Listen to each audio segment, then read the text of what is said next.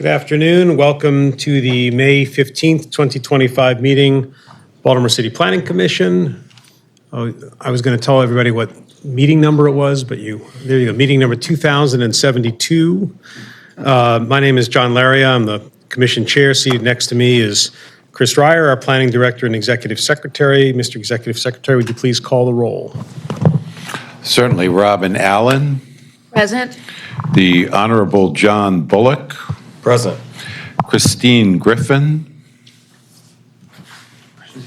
Is temporarily absent. Talib Horn is absent. Claudia Jolin. Present. Doug McCoach. Present. Justin Williams. Present. Eric Stevenson. Present. And John Laria. Present.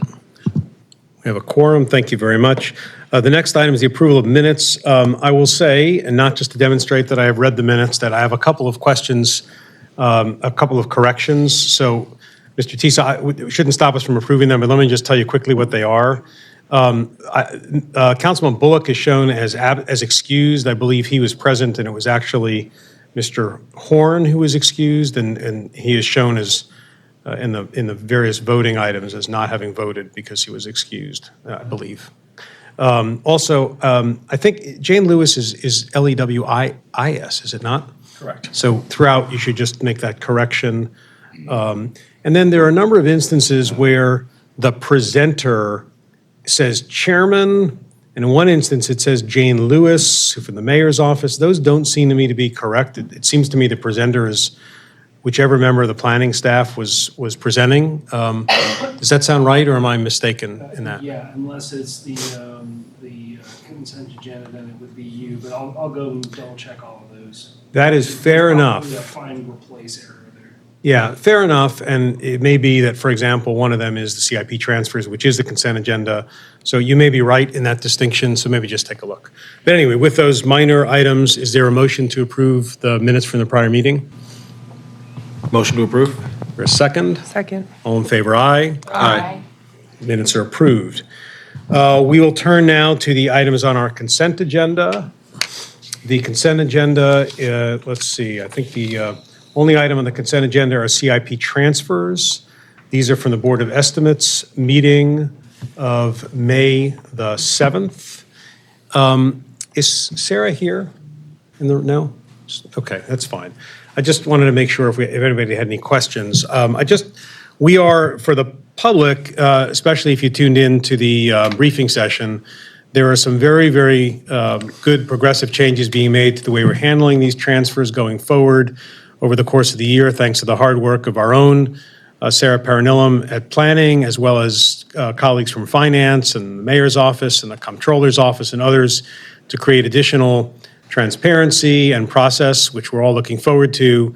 So that will take place. I urge you to pay attention because these are important and often sizable fund allocations from the city. But there are three that were at the Board of Estimates at the May 7th meeting, and I'm just going to quickly summarize them. The first is a transfer related to the Northwest Police Station from a general obligation bond fund to a specific item, female locker and bathroom renovation. This is $200,000 to alter existing space to install a female shower and lactation room at the Northeast District Police Station. Staff recommends approval. There's an immediate need for improved women's facilities, including the lactation room, and modifications are being made accordingly. The second item is a transfer from the Jones Falls sewer shed revenue bond line to Jones Falls sewer shed inflow and infiltration reduction. It's a longer name, which I'm just paraphrasing. This is as part of the modified consent decree phase 2 to execute sanitary sewer rehab on multiple assets. Staff recommends approval because of some timing issues that were explained to the commissioners. DPW anticipates work will take place in FY29, will be funded by future CIP requests. So we are moving it to a task that will allow the money to be spent more readily. And the third transfer is from urgent needs, water infrastructure rehab and improvements, revenue bonds and county capital grants to an item urgent FY22 Phase 2. This will fund the cost associated with change order number 2 on a particular project for water infrastructure. Staff recommends approval. Funds are coming from a FY25 appropriation dedicated to urgent needs in order to fulfill the existing contract with Spinello.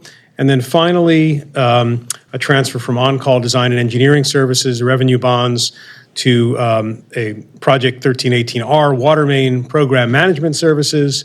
This will cover the costs associated with program management services and staff augmentation. Staff recommends approval as funds are coming from a general on-call project to a project for on-call services related to water main replacement. So commissioners have that information in even further detail on their Wix pages. It's on the consent agenda, but is there a motion to approve the consent agenda, that item? Motion to approve the consent agenda. Is there a second? Second. All in favor, aye. Aye. Transfers are approved, thank you. Okay, that is our only consent agenda item.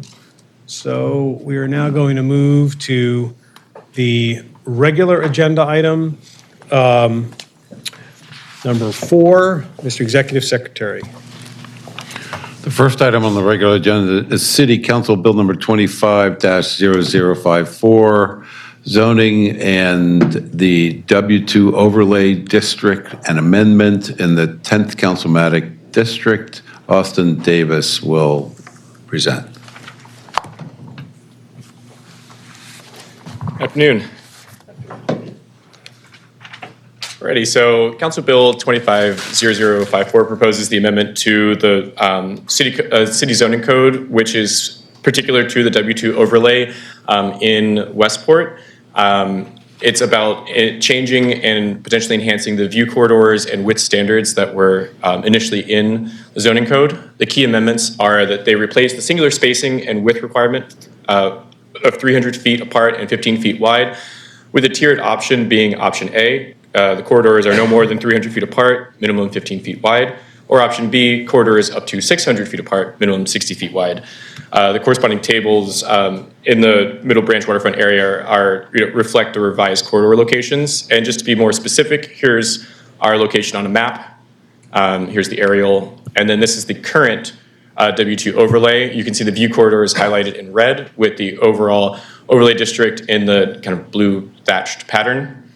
And then this is the proposed overlay where you see the update of the corridors as they align with kind of the context of the neighborhood, of the existing neighborhood in Westport. So as all with our approval standards and zoning change, this was this amendment, essentially was brought up to provide some sort of flexibility within the W2 overlays corridor to enable better alignment with the master plan development continuing along the Middle Branch waterfront specific to the One Westport Master Plan. Essentially, this amendment was introduced in direct response to the evolving design needs within the One Westport Master Plan, and we will get into those changes momentarily. However, the W2 view corridor spacing standard was identified as overly restrictive and somewhat arbitrary. And given the site's physical constraints and the public space ambitions, this amendment offers to provide a clear alternative standard that preserves the goal of the overlay while still enabling superior site planning. And this is something that staff agreed with.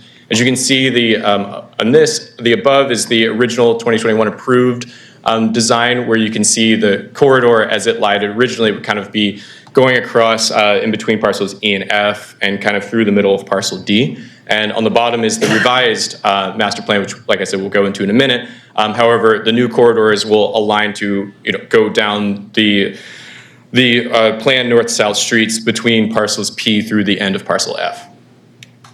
The Westport Community Association, CDC, Mount Lions Community Association, St. Paul Neighborhood Association, and South Baltimore Gateway Partnership have been notified of this process, and the postings have all been in accordance with our guidelines, and staff recommendation is approval.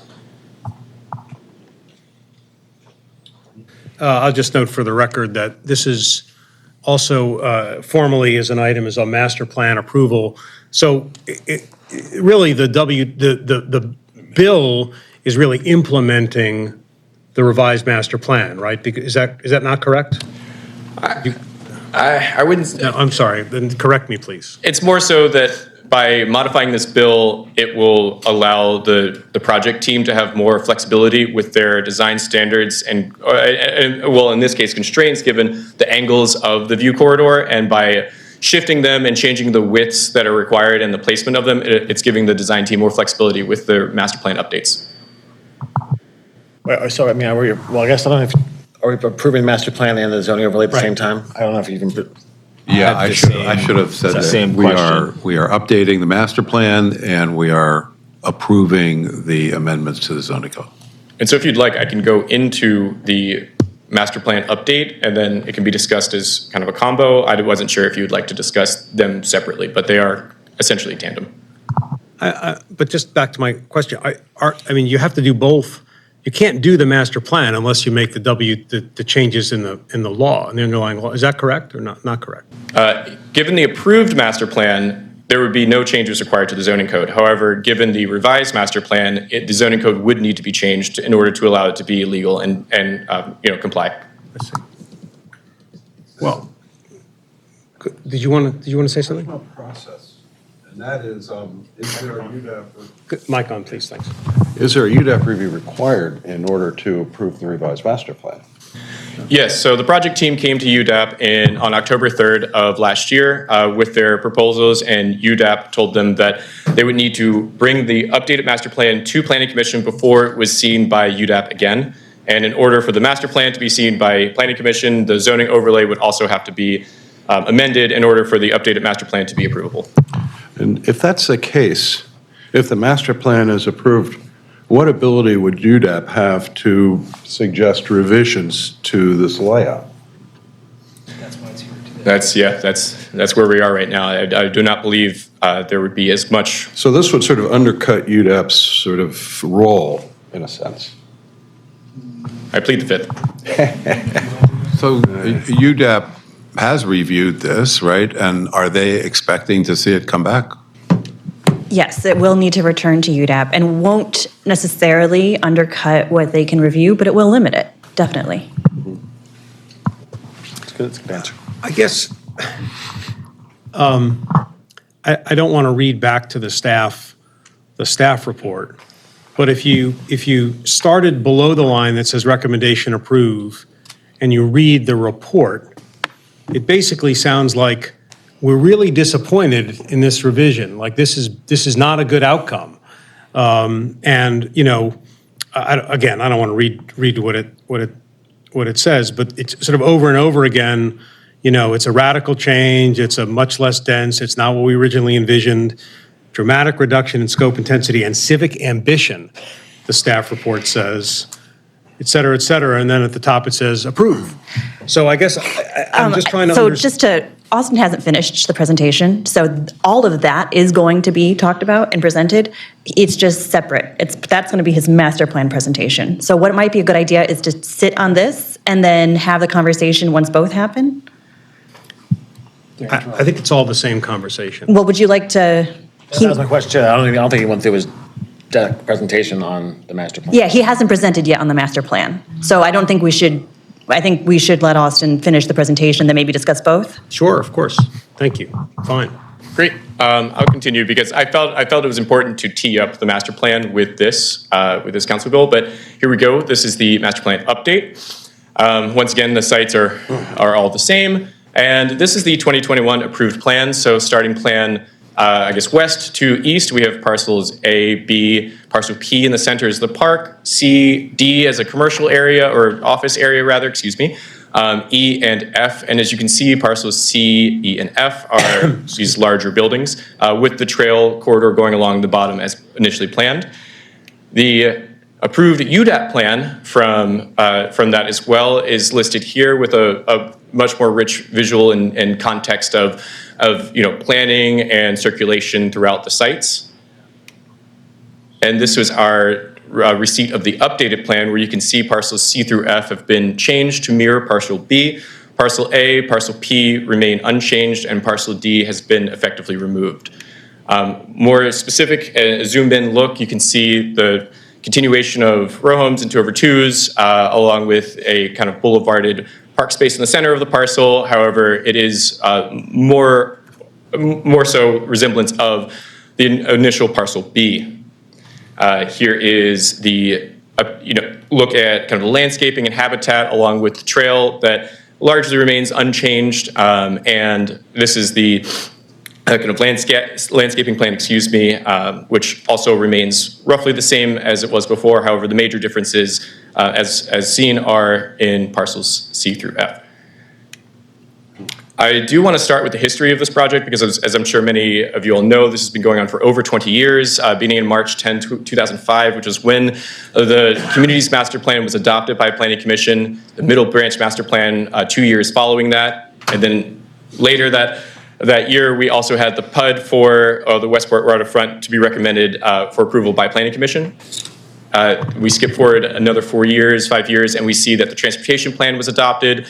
In 2015, the South Baltimore Gateway Master Plan was also adopted. Into 2020 and 2021 is when the concept master plan for the One Westport redevelopment was reviewed by UDAP. And then in 2021, December 2, is when Planning Commission approved the first subdivision concept development plan for the overall site.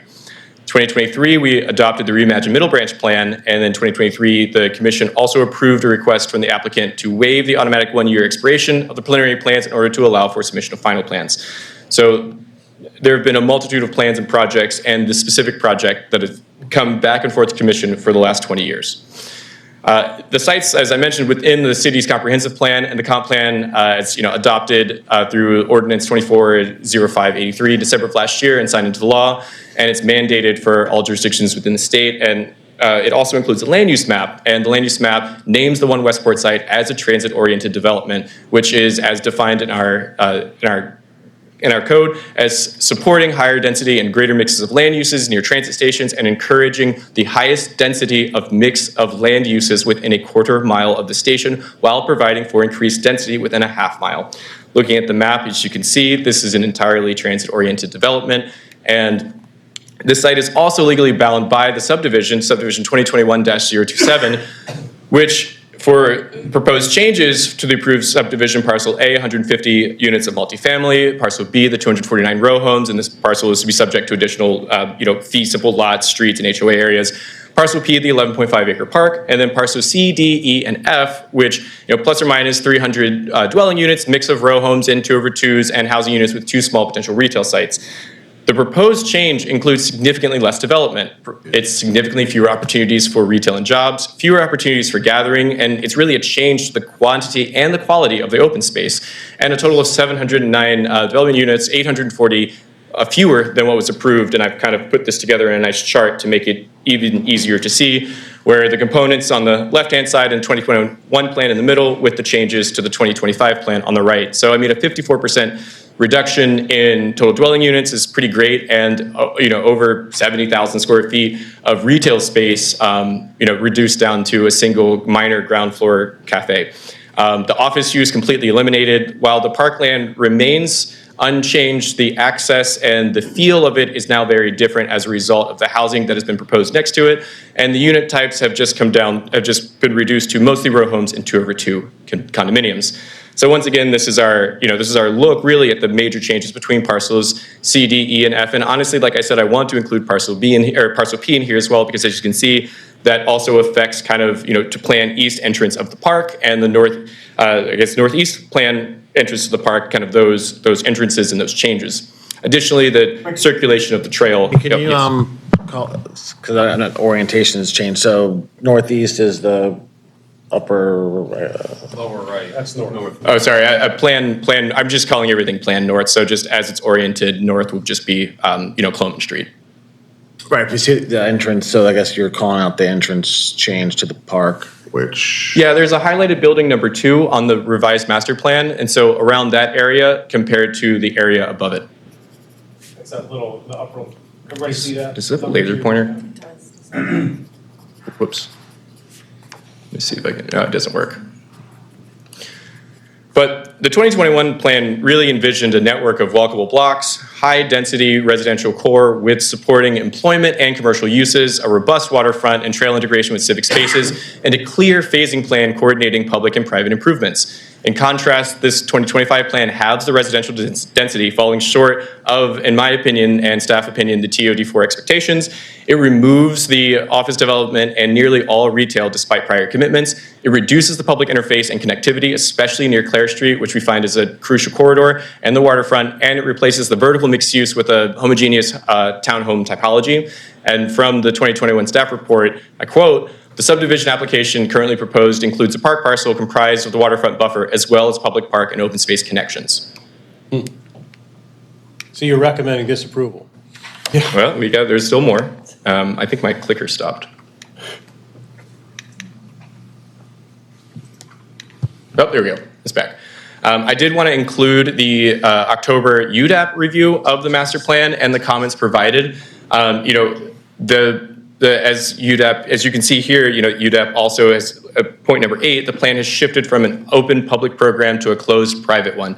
The community appears to be privatizing the waterfront, and the team must ask, is this the best and highest use of the site? Planning staff also reviewed successful, waterfront developments for context within the immediate region. The Wharf, Washington, D.C., which is the top picture, an integrated high-density mixed use of waterfront, emphasizing public access, a lot of flexible commercial spaces, and an activated public realm. Harborview is another example. While lower in density, it succeeds with an integrated promenade and access to adjacency and commercial nodes. And then on the bottom, we see the moorings in Canton, which demonstrates that row house-only schemes can be walkable but lack the dynamic commercial presence unless it's supported by a broader mix. And so these are two, let me go back. So these are two options that staff had kind of quickly thrown together as just examples of what we would find as approvable changes, understanding shifts in market, but still wanting to see the original plan to its fullest potential, where you can see we have more of the townhomes here, next to the Park Plan West, and then we still see this nice, following the original and current W2 overlay view corridor into the swing bridge, and with this, much greater public space. And then in contrast, maybe you want the townhomes, plan east, and you can still allow for that while still having the large multifamily mixed-use building next to the park, which still kind of invites the park and invites the space. Mm-hmm. Additionally, as just discussed on the W2 overlay district, there is the change proposed, and I just want to say that the 2021 plan clearly identified Kent Street, Wenburn Street, and the Swing Bridge access as key view corridors and included extensive trail frontage and civic open spaces. And I quote, "The final plat designated as parcel P, the entirety of the waterfront buffer and the corresponding park spaces as for being for public use. The Department of Recreation and Parks and the Mayor's Office are in support of this parcel being deeded over to the city." So this big park that the city will get will now be kind of in this much different contextual set of neighborhoods. Additionally, while this dedication remains, the context of parcel P is changed. Like I mentioned, Clare Street is not as enhanced. The trail connectivity is maintained, but now a little bit more isolated, and the activation through the mixed use edges is gone. And so once again, you can see, just the shift that we see from the original plan. I also want to bring up the red line changes to parcel B, as those are also in here, as the developers requested a reorientation of the row houses along Cloman Street to accommodate the maglev easement. This does change kind of the daylighting, the experience of entering the neighborhood, where instead of having the houses facing you, they're going to be turned, which is a shift in the dynamic of the townhome side of the community. Additionally, there are 51 row homes are within the easement, and we would like confirmation that the builder will construct the homes in the maglev easement. Excuse me. Parcels A and B developers. Maybe we should. Oh, yes. I'm familiar, but I'm not sure if the commission has been looped in on the maglev Yes. for a decade. Maybe it's worth 30 seconds on maglev back if you have it. Yeah, just essentially 51 feet below the earth is for the maglev for the deep underground tunnels, and then you can build 50 feet down, and that's kind of the break point. And so in those terms, essentially, if the maglev comes, then that underground space is going to be used for a tunnel. That's my 30 seconds. If you'll let me hijack it. So there was, I'm sure many of you are aware that there was litigation for many years about the maglev and the easement underground and the future station, and as part of the settlement agreement that came together in the past year and a half, the agreement was to allow for an easement to go through, but that's been since the master plan 2021 was adopted, so that's a new condition that is in place, for better or for worse. And then the issue has been, will people build, or I guess will there be a builder who builds over the easement, knowing that there could be one day, 50 feet underground, a maglev train? Thank you. Which is compatible with the houses above or not compatible? I mean, from an engineering perspective. Well, this is, my speculation, I think the issue has been, and my speculation is that builders would be reluctant, or buyers would be reluctant. Buyers would be reluctant, right? And that's one issue I think that we'll hear about from the team, and then, but that would change. So I think the fact that the homes are changing, well, I guess, maybe go back one slide to look at. Yep. Yeah, I guess, the before and after, what's changing because of this easement and because of the. Yep. I have a question. Does that easement continue down through the entire length of the parcel? Yes, it does. I have it actually on the next slide right here, where you can see it throughout the pretty much entirety of the site. A lot of houses. It will, like I mentioned in the second point here, the easement impacts only the promised commercial site on parcels C through F and about 110 row homes between parcels B, C, and F. If these homes are not built, however, then the new neighborhood effectively turns its back on the existing Westport neighbors, comes into issues with our design guidelines, and will affect the overall unit count, obviously. I also want to continue that we provided the following comments, that we understand the market changes, but the team should consider a phased approach that does not completely preclude future retail. Multifamily buildings with ground floor amenity spaces could be retrofitted for future retail if when there is demand, and the homogeneity of the proposed plan does not align with TOD4. Land zoning category has not changed since the purchase of the land. Plans for the area have been publicly available since their adoption, and the comprehensive plan was available for public comment, and the TOD4 designation was not opposed during the open comment public period. From 2021 staff report, staff made it clear it will not sign off on more than 100 townhome use and occupancy permits until such a time that Cloman Street and the waterfront park improvements are completed to the satisfaction of the city. This requirement was essentially put down on the fact that a denser, more dynamic urban environment than what was now promised. Coordination still remains critical, but with a downsized plan, the delivery of infrastructure and open space must be reevaluated for the sufficiency and its impact. And as our chair mentioned, the staff acknowledges the applicant's continuing investment and effort into bringing this development forward, hence its approval. However, it is important to clearly state that the proposal before the commission today is not a refinement of the approved plan, is a dramatic reduction in scope, intensity, and civic ambition. Notice was given to the aforementioned groups. In addition, there was a community meeting with the leadership on March 28th. So we were able to catch them up and make sure that they heard everything from our point of view, and staff recommendation is approval. I don't understand. Okay. I just want to get the sort of framework sorted out here. So I said this earlier, and I think what is the relationship between the master plan and this? Here's my hypothesis. My hypothesis is that you need to make the changes in the law in order to permit this master plan. You need to approve both of them. Correct. But that they're tandem, right? Is that correct? I mean, am I oversimplifying it? Or? In short, yes.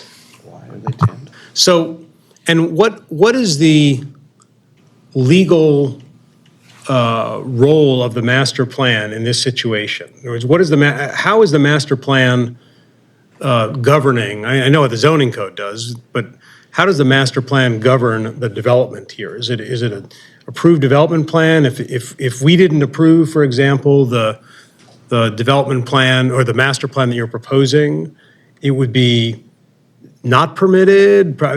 Can you help me understand? Yeah, my understanding is that it would not be. And because we have the 2021 and the UDAP approvals, in order to have changes, they need to show either equal or greater changes or impact to the site, to the approved site. But Can I, just on that? Yeah, sure. I have a similar question, because we're not calling this a PUD, which, so could you help the chair and I understand the difference? Because it seems like this master plan is acting in a way that we usually do PUDs. Sure. So there's a couple pieces at play. First of all, there was a master subdivision to create the larger pieces, right? So there's a development plan. So that means that the revisions come back to the planning commission. The master plan piece as a tool is often helpful to us where there's a multi-phase development to coordinate all of the pieces. Frequently that's in a master landscape plan, master stormwater, forest conservation, those sorts of things. Is that something that can be changed? Yes. That's why we're here today, because the market has changed, their desire for the project has changed, so they have to come back. Does that mean the commission is bound to that? No, but your question, Mr. Chair, was correct, because the overlays that are in the zoning code, which, stepping back in time a little bit, were taken out of some of the urban renewal plans that were in force at the time. We wanted to put them in the zoning code so that we can hopefully move away and modernize from urban renewal plans. But if you change the plan to go into those red view shed corridors, you have to change the zoning when you change the master plan. They've got to line up, or we can't approve them. So hopefully that clarifies how they work together, not a but. But just so I'm clear, the master plan is a planning tool. Yes. The actual legal thing is the development plan that was approved as part of the subdivision process, because the subdivision regulations, right, they go together. Correct. So there is a development plan approval in existence Yes, that is consistent with the prior master plan. yes. So if we were to approve this master plan today, is that the same thing as saying we're approving a revised development plan to go with the original? And is a subdivision changing, or just the development plan piece? It would be both at once, and this is the body that does all of the above. No, I know, but I didn't see a subdivision. Is there a subdivision approval here? Yeah, technically there would be. We probably should have captioned that. In our minds, we blend those together, but yes. Okay, but just to be clear, what we're talking about here is really a development plan called a master plan. Right. That is because that just puts it in a box that I can Yes. understand the framework. Yes. As just as opposed to a planning tool. Right. Okay. Well, let me go around for some questions and comments, and shall we just go around? Ms. Jolin, would you like to? Sure, absolutely. So, question for engaging with the community. You said that they were engaged, but can you give us their feedback on that, since we don't have anything in here? My memory serves, I remember the first time we reviewed this, there was a lot of trepidation on how many more residents there'd be in this area. And so I know there's a huge reduction, so I'm interested in what the community has to say. Yeah, so I've only personally been involved, but let me bring our community planner up to answer more on it. Hi. Yeah, Jasmine Kimball, the Southern District Planner. We actually had a recent meeting with the community back in March. I would say some of the comments that we received is that they were hoping for and expecting retail.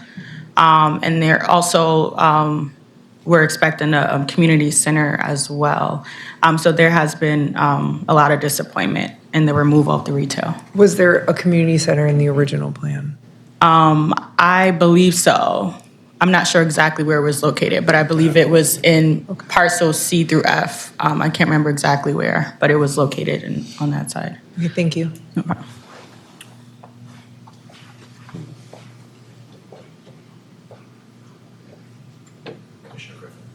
Oh, I'm sorry, please. Yeah, good. I was just going around.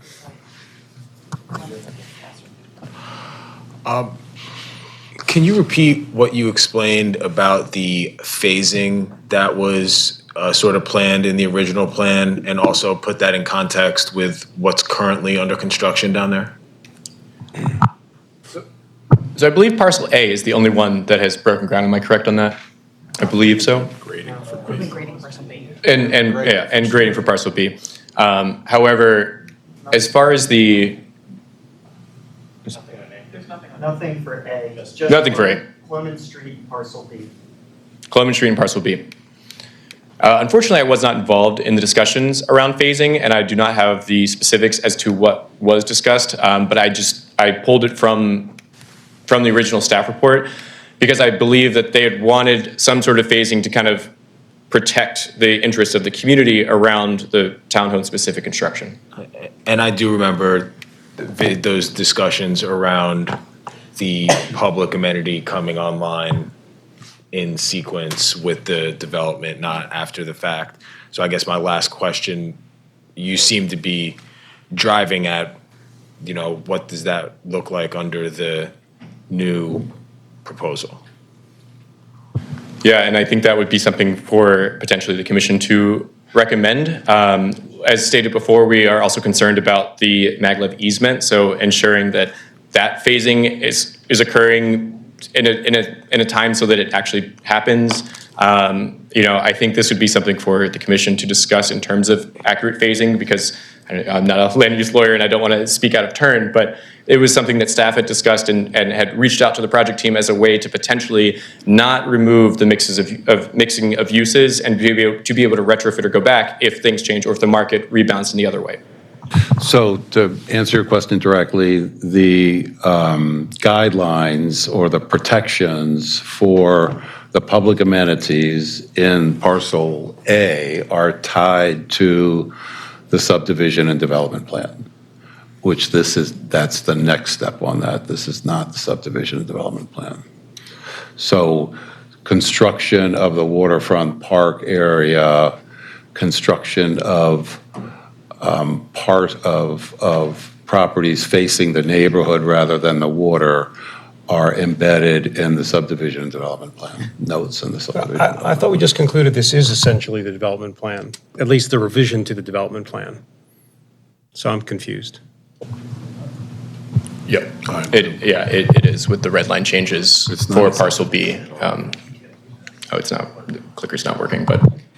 Lastly, just with the maglev easement, what exactly is our concern with the easement? Is it simply that those properties might have reduced marketability, or is there some other, because I don't see a direct conflict, like constructability wise, so I was just wondering if there's a specific concern. More so the former, and the fact that if they're not built, then the subdivision is against our subdivision guidelines because we can't have just backs out into the existing community, backs of houses. Okay, thank you. I don't want to interrupt going around, but I just need a clarification on the maglev. So this is go back, thank you. This is the developer's proposed master plan. But I don't understand how that relates to the maglev question. You're saying that you'd be approving it, but you've been told that they won't build it? I just don't understand. I'm sorry. Essentially here is that the 51 row houses like highlighted in red here, and then the additional throughout the rest of parcel C through F. We would just like confirmation that the builder will still construct within the maglev easement, because as mentioned, this did come up after the initial master plan. Yeah, and just for clarity, so the builder who's doing the rest of the townhomes has decided not to do those. So they are pursuing a different builder who would build the homes within the maglev easement. We have met with them, but there's been no confirmation that they have signed on. And that was what was causing the concern from staff, right? So the builder who's doing all of the other row homes has refused to do the ones that are within the maglev easement. And the timing. What does a form of a confirmation, I mean, how is that in any way binding? It can't be, because they will have phasing plans and they'll build at the pace that they elect to build at. I do not understand why we would not embed them in the subdivision. Yeah, I think what we want to do is, we haven't seen those final drawings, right? So before this could come for subdivision, we would need those final development plans, which would include elevations for all of the buildings, and they're not there yet. So this is part of that, just making sure they know that we are extremely concerned about this and that they need to be prepared to share that information with us when they come for that final subdivision. Well, I mean, you can't make someone, I suppose you could say, and I'm not suggesting this, but I'm just giving, I suppose you could say you can't build the ones across the street unless you build the ones in the maglev easement, if you wanted to force someone to do it. But now we're talking about, this is becoming quite far-flung. Well, it's more about just making sure that whatever is built meets our requirements for the subdivision. By meets, you mean what? Meets. That, The frontage. the frontage issue. in terms of what faces the community and so on? Correct. Okay, all right, sorry, I didn't mean it, that was a clarification. So, Councilman, Mr. McCoach? It's not even too central, but we do recognize that the retail is evaporated and also the office space. It may not be maybe out of your thought process, but just the rationale for the movement all ways that just the market doesn't sustain. This is what we were told by the project team. And I know the community planner was also up here. What was the community's response to that? Do we have an idea? I mean, I believe, as stated, they were disappointed to lose the retail and to only see, a single cafe. But Jasmine, if you have any. Yeah. Okay, thank you. I'd prefer to actually hear the applicant's response to the criticism of the planning department of the plan, and then I'll have follow-up comments. I have a question, but first I would have a request. If you don't mind, could one of you read the comments from Lisa Hodges-Hyken that were popping up on the screen, please? Sure. So for those that are playing along from home, we have a comment from Lisa Hodges-Hyken, who's with the community, just responding to comments they heard live. The community center was slated to be on parcel A1, and they do want retail somewhere on C to F. And they were not aware of builder not moving forward on homes in the Maglev easement. And I think it's that this particular builder is not, but they are looking for another one who is, just to be clear. Thank you so much. I saw them, but I didn't get to digest them. And my question, in case I missed it, is what is the reason for this change? I think I heard or saw market changes, but if someone could explain that. I guess we'll have the applicant come up in a moment, and we can talk about that. Deputy Mayor? Do you have a slide with the aerial that shows the context of the neighborhood that's north?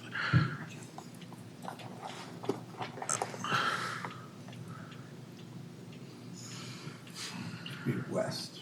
Thank you. I mean, the north in the plan, thank you. I guess that's good enough.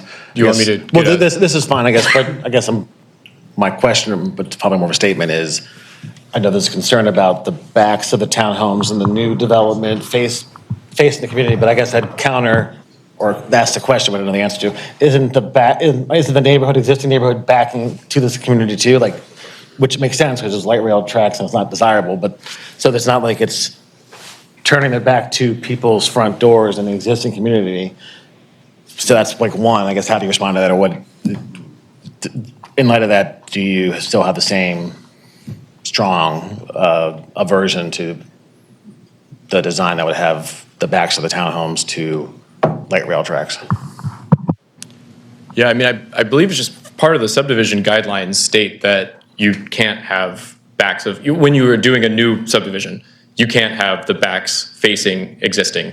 And you're right, there is, the buffer of Cloman, the CSX, and the light rail. But, I guess I'm just interpreting very literally and directly the subdivision guidelines, and would also be afraid of future subdivisions going through as a precedent with the potential of something like this happening in other parts of the city. And one other comment with that would just be how people perceive the community when they come to it, right? So that's going to be accessed by light rail, by car, people parking on Cloman Street. And so to have the rears of people's backyards facing it is not a welcome to a community. It doesn't feel like the front door of the community. Do you know, I don't know the answer to this, like, well, future condition, light rail, I'm assuming that people have to walk to Wenburn Street, I guess, connected and down to the community? Yeah, Wenburn Street will go underneath, Windburn goes under. under and over. I say have to say, I guess, to push back mildly on, I guess, because the grand entrance from light rail is not really straight down, it's going to be around to a sidewalk or path that'll be on the corner as opposed to like a. Clare Street feeds into Monroe and like all of West Baltimore, so it is a major gateway to the rest of the city. So I guess maybe on that part, I guess there's the issue. In my head, thinking about this just now, is I guess, I don't know if you can pull up the specific regulation at issue, not now, but maybe while we're debating this, is to, in lieu of getting confirmation, it would be hard to give on one-day building homes on, over the maglev easement, but would want them to think through, make it nice landscaping, make it inviting, whatever that means to make it desirable. So until the conditions change that we are building over the light rail, I'm sorry, the maglev tracks, that it looks nice. It doesn't just look like gravel and undeveloped area. So that's like a way to mitigate the circumstance when there's no building for another 10 years. And that's my next time. Can I tend let to me just be agree clear with all here. that. Let's hear Can from I the. just be clear? all right. So in parcel B, they cannot develop properties that are not on the easement unless they develop properties on the easement. They cannot receive a UNO for a property. I'm talking, there's a ratio. This is currently in. This exists in the partial B subdivision. Already, there's Yes. a note on the plan. Yes. So why have, just to take a narrow issue of the issues, why have we not proposed the same provision for parcels C through F? It's not a subdivision plan, that's why. But it could be. I mean, you could approve the master plan. There's development. no elevations. I guess I don't that's the think- development plan. This is the I mean, subdivision we could put a expert note on the here. development plan, I guess, is what the argument would be. We could, the note on the master plan. But, I mean, if we wanted to, I don't know if we do, but. But I don't, a master plan is not recorded the way a subdivision is. Well, again, I mean, I'm just going to zoom out again. I think it's important for us to know what tools we have in the toolkit, right? And that's why I asked the questions I asked earlier. I thought everybody said that effectively what we're approving here is a revised development plan. Master plan. I know, but what, So part of the problem is it's hard to get down to the individual townhouse level without knowing what the rough building blocks of a new neighborhood are, right? So the answer is yes, it's both. We need to have both be approved, and they need to have an idea of what the master plan is before they can start bringing in more detailed block by block designs. So you would need to see that again. so let me ask it this way. If we today approve the master plan as presented with no comment, then they come in with a revised subdivision plan, obviously you need a revised subdivision plan and a development plan, and the master plan approval facilitates that. If at the other extreme, we said, nope, it's 9-0, we are not voting for this plan today. Now they come in with a revised development plan and a subdivision plan. And the planning staff would say, sorry, you don't have master plan approval, therefore we cannot do the development plan approval and the subdivision. Is that correct? That would be a disapproval, right? So it seems to me that just trying to solve a narrow issue, that you could approve this master plan today with conditions, including, for example, the condition that's been described on parcel B related to conditions of, if you don't build this, you can't build that, Yes. right? And that then- would carry through as part of the, Right, and presumably then when we see the individual pieces, they would need to conform to that, or they would need to ask for further consideration if something else changes between now and then. okay, thank you. And if I may, Section 3.7 of the Baltimore City Land Subdivision Regulations and Guidelines under residential design states that homes will address fronts or sides of other homes across streets. Fronts of homes facing rears of homes are prohibited. Creation of new lots fronting on alleys is prohibited. Alley streets may be considered for development where the historic pattern of neighborhoods supports such development. There are other existing developed lots fronting. Slow down. Oh, sorry. Alley streets may be considered for development where the historic pattern of the neighborhood supports such development. There are other existing developed lots fronting on that street, and access to functionality of the new lots are adequate. And finally, garage front homes are discouraged where it is determined to be a reasonable necessity. Design of the front facade will strive to de-emphasize the garage entry. The rest of this is about the garage. But I believe essentially the first 2 points of homes with addresses fronts or sides and the fronts of homes facing the rears are prohibited. So if the maglev easement is erased, then the fronts of the homes, on that first street there will then be facing the backs of the homes in Westport.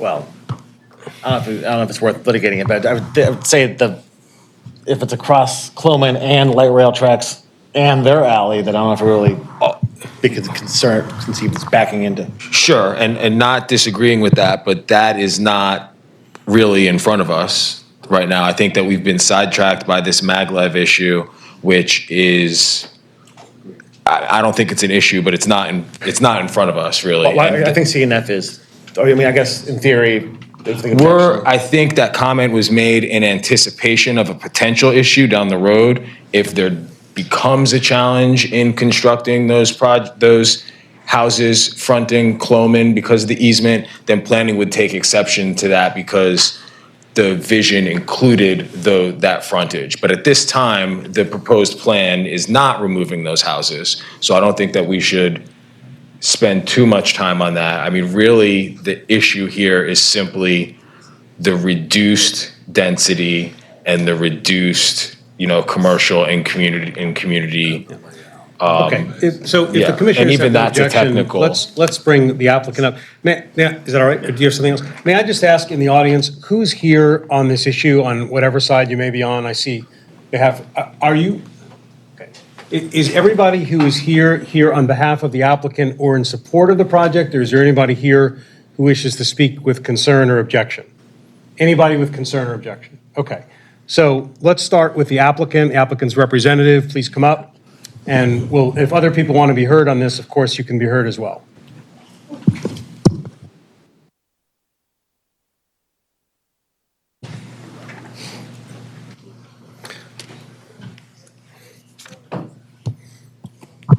Good afternoon, Mr. Chairman. Caroline Hecker, Rosenberg, Martin Greenberg. On behalf of the applicant, we have several members of our development team here. I know there have been a bunch of questions, and we'll try to address as many of them as we can, and I'm not sure who will be best to address each of them, so we're all here. I'll start, I think, and then we can sort of jump around to address whatever questions that you have. I guess as a preliminary matter, we're disappointed to sort of hear what comes across as hostility from the planning department about the plan. We've been working very closely with the planning department for a long time about this project. As was noted in the staff report, the Westport project has been in the works for 20 years and it hasn't been built yet. And so finally, we are at a point where we have a builder who's ready to go. We have a development plan that we think is going to work. When we did the last plan in 2021, the world was a different place. If we had been able to get started then, maybe a higher density project would have worked. But we got caught up in litigation with the maglev for several years that delayed everything. And, you look around the city, look at the, global economy. No one is building multifamily right now. It is not financeable. And certainly no one is building office buildings right now. It's just the world is different than it was. Even in terms of, we heard a concern about retail. You look at like the retail along the waterfront in Fells Point in Canton is really struggling. It's hard. Townhouse development, home ownership units are what is doing really well. You open the newspaper and you read every day about the housing crisis in this country. There aren't enough homes available for homeowners. And that's what we really heard from the community when we met with them going back to 2020, was they thought that the plan that was approved before was too dense, that there were like 1,500 units in that plan. They thought it was way too dense and there weren't enough home ownership opportunities. And it was all rentals, the multifamily buildings. This really addresses what the community wants to see here. And we're excited that we have builders that are ready to move forward, that want to build this plan. We've spent a lot of time over the last few minutes talking about the fronts of houses and what direction they face. And just to talk about that for a second, we're proposing a plan that shows the fronts of those houses on parcels C through F as fronting on Cloman Street. That's what we want to build, and we are looking for a home builder who will build those lots in that configuration. But what I would also say is that if, God forbid those units don't get built, the regulation that was cited talks about the fronts of homes facing the fronts of homes across the street, and there are no homes on the other side of Cloman Street there. That's the BGE substation. And so, to the extent that that is a requirement of the regulations, I'm not sure it is really applicable here. And if it is applicable here, it's certainly something that this commission can grant a waiver to when we get to that point in the process, which we're not at yet. So on that point, what is this? I know Commissioner Larry asked this question several times, like, what are we doing here? Like, what is this approval for? This is a master plan approval in my mind. It's not the approval of the development plan that goes with the subdivision plan. This is the thing that creates the sort of framework for what the subdivision will look like eventually, and it allows us to move the project forward, to proceed with a subdivision and a development plan. And the W2 overlay legislation is also what lays the groundwork for us to proceed with a development plan and a subdivision plan that don't align with the current view corridors that are set forth in the zoning code.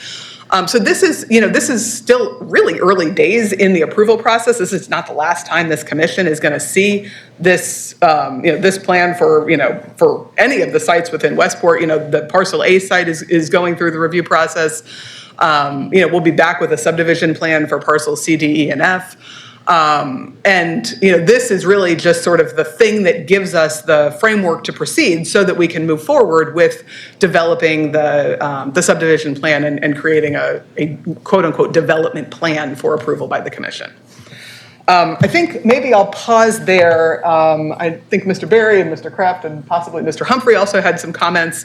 So let me step aside for a second. And who wants to go next? Go ahead. Let me take a shot. Al Barry, AV Associates. We've been working with the One Westport team for the beginning of this for almost 4 or 5 years now. And I'm disappointed that we're glad that the staff is recommending approval. I think ultimately, while they may be disappointed that this doesn't meet the aspirations that they might have thought 3 years ago, and maybe going back to Pat Turner, if you remember that plan, that was like 4,000 units, I think. So we're disappointed in the characterization that, one, we haven't been working with the staff. Two, we're not building to what could be built as a transit-oriented development site. But I will say that this plan does conform to transit-oriented development. I mean, townhouses and row houses are permitted in transit-oriented development, number one. And I think if you just concentrate on what we're changing in C, D, E, and F, ignores the larger plan, which does include affordable housing on Parcel A, and that's not being changed at all. That's a high-density project toward a Waterview Avenue. We have a commitment and an agreement with the community to build a 20,000, I think it is, square foot commercial building, possibly a community center if they want it, at the intersection of Cloman Street and Waterview Avenue. I mean, that's still in the plan. That's not being changed by this. You have to, the original waterfront master plan guidelines that were put in the zoning code in 2017 were very arbitrary. They concerned a diagonal access that lined up with the swing bridge, which at that time the waterfront master plan for South Baltimore Gateway Partnership anticipated that bridge being used as a pedestrian pathway over across the water. So because of that, has since been disallowed. CSX is not going to allow it. The waterfront master plan does not show a connection along that diagonal. So it made sense from planning's discussion with us from the beginning, when we started coming in 1.5 years ago, to eliminate that and redo the waterfront master plan guidelines in the zoning code. Yes, the guidelines that we're substituting are based on this plan, but they also don't diminish from what the original plan called for in terms of square footage, waterfront access, public access, and visibility to the waterfront. I'll also say that in the community, I'm sorry they're not here, but I'm sure they're listening, from the beginning they expressed a reservation, as is indicated by Ms. Hodges, about high-density apartments. They wanted more home ownership. They did not see that tenants in that C, D, E, and F were really conforming to what Westport is across the street. So I think we're proposing a substitute plan, and maybe less than what planning had wanted, but it doesn't mean it's illegal. It doesn't mean it shouldn't be approved. It's certainly consistent with the pattern of home ownership and the grid pattern of Westport. It brings it down to the water. All those streets and public access corridors remain. We've been working with the South Baltimore Gateway Partnership on the park plan. If this plan does not go ahead, the park plan doesn't go ahead either. That's until something happens. We've had any number of multifamily developers. We've had any number of commercial developers say that if you're going to put commercial in this community, yes, you can have little cafes and so forth integrated, which we've done, but it really needs to be more along either Annapolis Road in the neighborhood or on Waterview Avenue. And that's what we have this site at the corner. I'll be glad to answer any more questions, but I think it's an approvable plan and revision. The waterfront park, we made revisions, by the way, 2 or 3 substantial revisions to the plan that we started out with working with the staff. I mean, this plan has been suggested to us by the staff, grudgingly perhaps, but still suggested by the staff, and we're agreeing with it. We've made the changes. We had a big waterfront park that runs north-south in the center of it. We've added some commercial retail opportunities. We set the houses back. I categorically disagree that a high-density waterfront project on C, D, E, and F would be that welcoming along a waterfront park, as opposed to home ownership looking at the park and actually being the eyes on the street that everybody wants to see. So I hope we have a bunch of other people to talk about this, but we hope you support it today. Mr. Barrett, I just have a couple factual questions. For those of us, I guess, including me, who just aren't really familiar with the development plan overall, could you just start on the south side, left side, and just walk us through what is proposed in each of those sites, what its current exact snapshot is in terms of development? So parcel A, which is Would you where the introduce cursor is. yourself? Sorry, Ryan Humphrey. I work with the development team. Thank you. Parcel A originally obviously was planned for more market rate multifamily for the reasons spoken about earlier. Market hasn't really materialized. The current iteration that we're looking at, actually, let's start one parcel over. So just one parcel over from that, the 2 buildings? To the right. To the right. Yeah, so we tried to accommodate the original vision by incorporating low-income housing tax credit apartments on that site. Affordable housing was important to the existing community. We've been working with multiple LIHTC developers as well as DHCD to try and bring this to fruition. Right now, we have a 9% tax credit deal that's already been applied for with a 4% that's ready to go in as soon as those initial 9% credits are allocated. Those, I believe the renderings show a 4-story stick-built slab on grade. I'm sorry, sir, which building you're talking about the 2 buildings? Yes, the U-shape Right. would be a 9%, I believe, and the single building would be a 4% tax credit deal. Okay. The building to the left of that is our attempt to accommodate the community's desire for more retail on the site. We have worked with the Westport CEDC. We've actually requested a purchase and sale agreement. We offered to give them a first look, the purchase of that parcel. They gave us the dimensions for this particular building. So I saw Lisa and Keisha were raising their hands. Maybe they can give some more details onto what they propose for that site, but it is our placeholder at the current time for some sort of retail, commercial. There's been talk of potentially some sort of grocery option. We're trying to explore those. Parcel B, obviously you guys are pretty familiar with. NVR is the builder for the majority of the site. Some of the maglev, the lots on top of the maglev easement might be built by a different builder. I don't have more information on where that currently And I'm stands. sorry, I'm actually not familiar only because I haven't been here Oh, that sorry. long. No, it's okay. 246 towns, I believe. Market rate, Yes. price point-ish? I wouldn't want to speculate, but I would assume it would start with a 5. Is it similar to the Lock Landing kind of market? Yes. Okay. And the, Actually, let me rephrase that. I would say that C through F is actually closer to Lock Landing in terms of product mix, because we have stackable towns in C through F, much like Lock Landing. so B would be a lower or higher or price point? I mean, So we've been trying to get some sort of pricing stratification across the site as a whole. So the answer I would say is probably B is in the middle. Right. We have some units, the stackable towns in C through F, which would be a lower price point than B. And then we have some waterfront 28-foot towns, which would be higher. and just, again, this is just data for me. That has a full subdivision development plan approval. You're just waiting for economics and contracts. It's not, where under are you? construction. So there's no land use approvals, you're done? It's under You're going. construction. Okay, got it, thanks. And just for full clarity, we're not the owner of that I site. understand. Yeah. Yeah. We're not the developer. So then moving to the right from that point, sort of the jewel of the project is the park.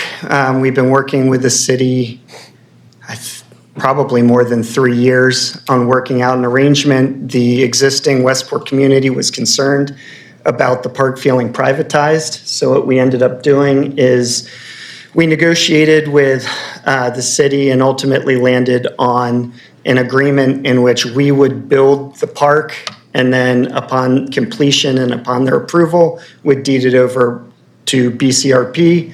The existing residents across all of the new phases will pay for the maintenance of that park. It won't come out of tax dollars by and large.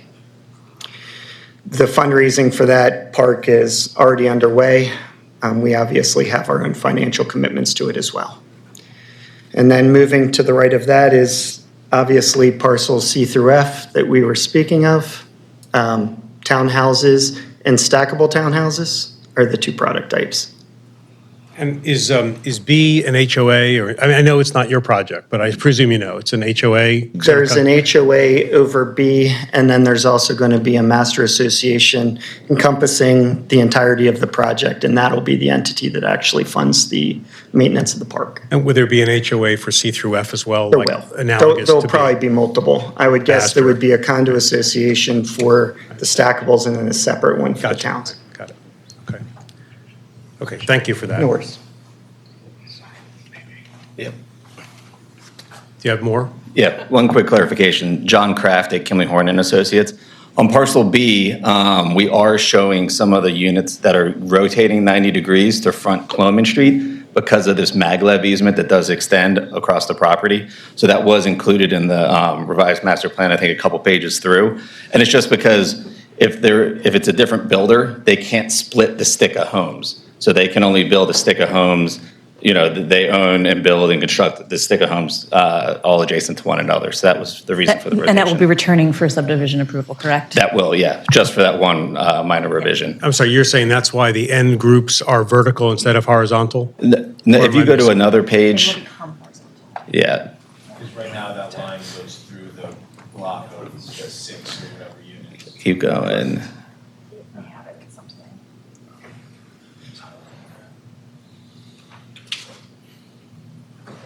Right there. So just to clarify, so the ones in red are the ones that changed because that maglev easement runs right down the alley behind them. And it was just so that half the building wasn't in the easement and half was out. And the easement, I mean, the maglev easement's 50 feet below grade. It doesn't preclude anyone from doing any type of construction. And these type of easements exist all over Virginia, Maryland, DC, New York, New Jersey, everywhere. So just something that arose late in the development game. Thanks. Okay, back to the commission. Questions of the applicant? It sounded like maybe folks wanted to wait for them to make a presentation. I have a bunch of questions. Could you go back? I need a pin on mic. Could you go back to the slide that listed the numerous shortcomings of this current plan? Described by the planning department. That was one of them. I mean, to me, I would say It's perfectly acceptable. Master plans evolve, right? We get that. I worked with you guys on this. Markets change, and you have to be able to respond to the market, otherwise you don't have a project. So my issue isn't necessarily with the density of the housing, but I would agree with any of the notes of the department that talk about a reduced quality of public space, dramatically sort of lower, sort of, I think, response to the waterfront. I just, we'll get into this question about few corridors shortly. Because I think, the two options presented is clearly a better one. But fundamentally, I can't see, if I'm okay with this idea that the exercise we're doing today is establishing the ground rules for the further refinement of the plan. But I can't see how I could possibly vote for a master plan that hasn't had the chance for our own internal departments, UDAP commission, who advises the department, to weigh in, because I think there's substantial problems with the layout of the townhomes, not from the perspective of a great townhome design, but I just see a lot of public open space being converted to private open space. And I'm not sure that that's going to benefit any of the residents of Westport. The retail issue, I don't have a problem. There was never the density necessary to make retail thrive in this project. And in fact, Annapolis Road, which was traditionally the main street, is a logical place for that stuff to migrate. And it'll be good for Annapolis Road. So I don't care about that. But I think this is just not ready as a master plan to be approved. There's just a giant departure from where you were to where you are today that hasn't been resolved from other perspectives other than an efficient townhome layout. And so I will circle back with some diagrams later on if we have a chance to come around and talk about amendments and proposals, or I can do it now, whatever the chairman would like. Are there other folks who want to have questions at the moment? Just one additional comment. You noted that things have changed since 2021. And they have, although 2021 was still, mid-pandemic, after a lot of realizations about, office space demand and things like that. My question is, with the Lock Landing coming online, the parcel B under construction, to what extent have you considered how those changes will affect the market and the dynamic of that area, in the next 2 years, in the next 5 years, as this project and other projects come online? I mean, I would simply say we don't think it's going to make multifamily viable. Multifamily is so far from being viable that it would have to move 50% to even have us start looking at it. I better start looking for a new job. All right, thank you. Yeah.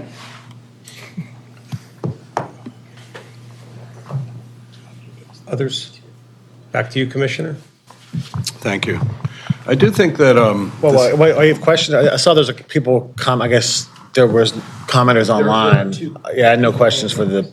Well, I'm trying to figure out whether this is questions for the applicant right. or what we're sort of doing here. So, Commissioner McCoach, should we hear from the folks online first, or is that all right? Yeah. Okay, so, Mr. Tiso, what have you got for us? Okay, so we have lined up Lisa Hodges Hiking here, and then when I press unmute on my side, you're going to have to unmute on your side and then introduce yourself.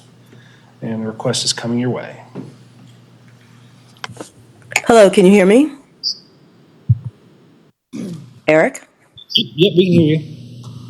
Hi, good afternoon, Planning Commissioners, residents, and development team. I did want to say, we as a potential development partner on Parcel A1 definitely want to see, this development go forward. We are very disappointed in the retail To Ray Jackson, the owner's credit, we've met, we've tried to talk through some solutions, and we have, moved forward on our side of the table with trying to envision more commercial on Annapolis Road. Do we think that that's going to be adequate to serve all of the new housing? No. This, at the same time, what is proposed today does meet lower density, but it's not fair to say that it meets all of the community's, vision and requirements. I think it's going to create a bit of an amenity desert, and we've told them that. Not quite sure the little square that's next to the park that is to be a cafe is adequate enough. We, do, and it doesn't, not quite sure if it's even really called out as such. It's pictured, but not really. Yeah. Next to parcel P, it says number 2 on the rendering that you're showing now. And I just really wanted to give that feedback. We do understand that financial situations change with developments. We are going to try to accommodate the developer's request on parcel A1 to include some kind of retail food option. However, our research has said that we would be foolish to even try until the townhomes are built. So that is still a speculative use there. We do want to put the community center there. We are trying to maximize the build out on that so that we can maximize the return on that. And I will yield to Keisha Allen, who is the president of the Westport Neighborhood Association, to speak about, the resident portion. All right, and if you're done, I'll unmute Keisha now and request assent. You can unmute from your end. Hello, I'm sorry. Because I can't hear. Yeah, there you go. Oh, okay. Thank you. All right. Hi. Good afternoon, everyone. My name is Keisha Allen. I'm president of the Westport Neighborhood Association. And I have been through so many of these plans over the years. And as someone mentioned, this has been about 20 years in the making. And so, we had a meeting, myself and another resident met with planning and some others on March 28th about this. And so we were made aware that there would be less retail.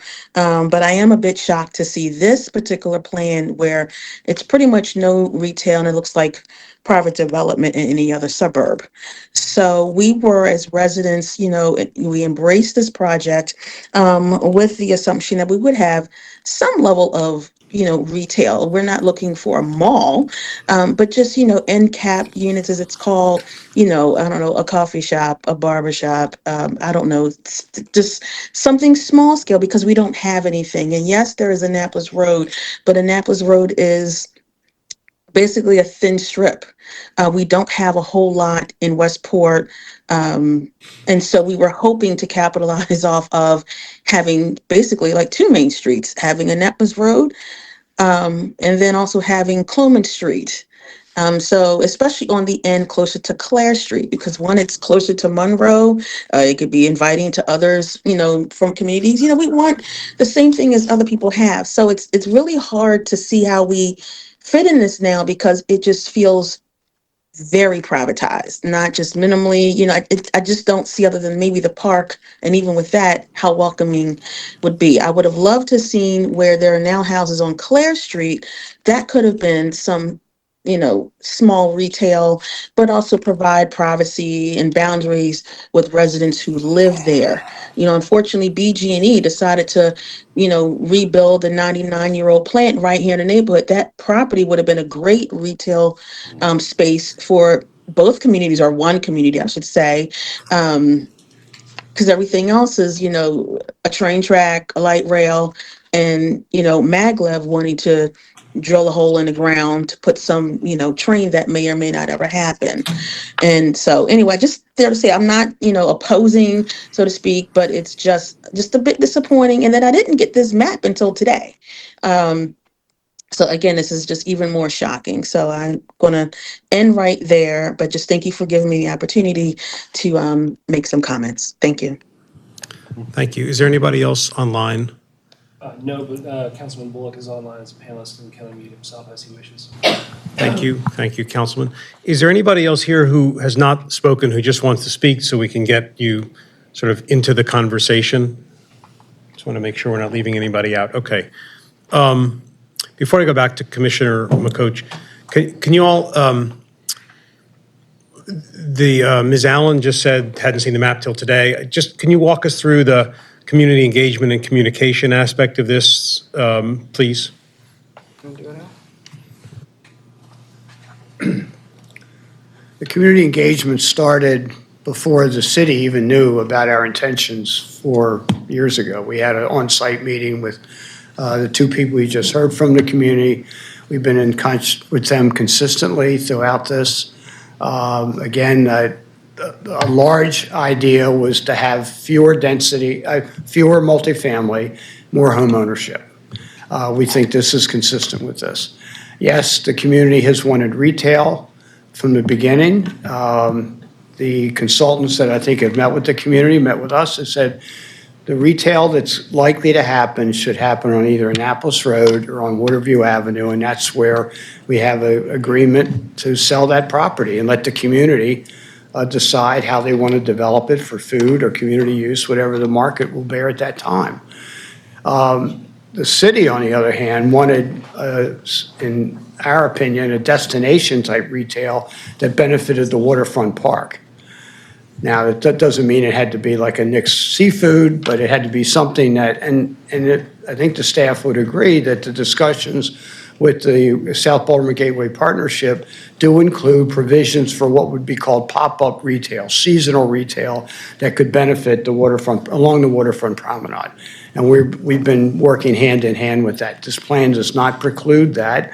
We thought if there was going to be a space for a small retail cafe, the best place to put it would be on Cloman Avenue, which is being rebuilt, by the way, as we speak, and also next to the central park of the project, rather than buried somewhere in the development.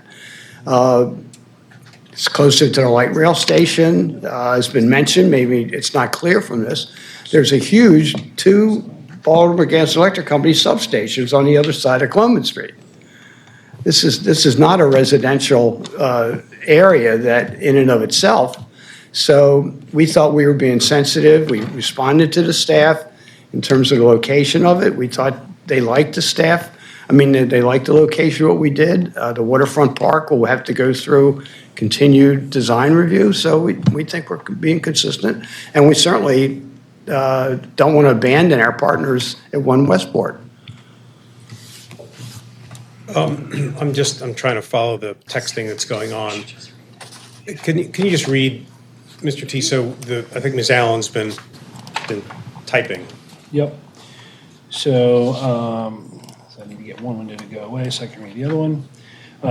She said, to clarify, we've not seen the 2025 updated map shown on the screen now, and then also adding light retail plan later could result in the new homeowners opposing it so they could keep us on the other side of Cloman Street. Say the last part again, I'm sorry. Also, adding light retail plan later could result in the new homeowners opposing it so they could keep us on the other side of Cloman Street. Yes. In other words, not having the retail to bring them in. Development team have something on the sharing of the 25 plan. I'm just trying to get the facts straight here. Yeah. I don't know what the community saw most recently. Yeah, the developer had written a timeline of some of the more recent. Obviously, the initial conversations happened prior to the last master plan. But in regards to this C, D, E, and F, developer wrote that he met with the community late in summer of 24, discussed converting multifamily to townhouse ownership, received unanimous support. He met with Lisa, Keisha, and Sunny, representing the Westport CEDC in the fall of 24, and shared the concept plan with the townhouses and small retail. He met with Lisa and retail specialist Wendy Blair and Doug from Remax Commercial Logic to discuss retail at One Westport in early 2025. They stated in that meeting that the only way for retail to be successful was on Annapolis Boulevard. And then he goes on to talk about our meetings with planning, but that's the most recent interactions. Okay. Mr. McCoach, with the caveat that we don't want to try and redesign the project while we sit here, Yes. which worries me a little when you say slides. Obviously I want you to be heard, so please go ahead. Thank you, and I think what I would do is I want to approach this, I think, from the first action, which had to do with the view corridor language. And then we'll go into this discussion about master plan. And if we could go to the view corridor diagram provided by the applicant. Not that one. There's one that was provided, there was a separate one in the applicant report prepared by. These are the documents you wanted about? It was Carolyn Hecker's document, I believe. Okay, there were 3 files. I dropped the. Because it was in our briefing, and it went into the issue of view corridors and their spacing, and I thought it was good analysis. So there are 3. So if we prepared for the meeting, we've seen this, but it's useful to point out. Is there a particular order? I'm looking for the one provided by Carolyn Hecker as an appendix. These are all done. Oh. Are they all the same? No, but they're all.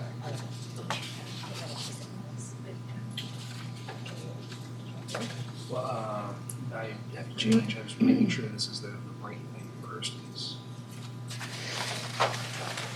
I think it has to do with this discussion of how do we handle 15. I think the attachment got renamed or something, because the link now goes to the staff report in Wix.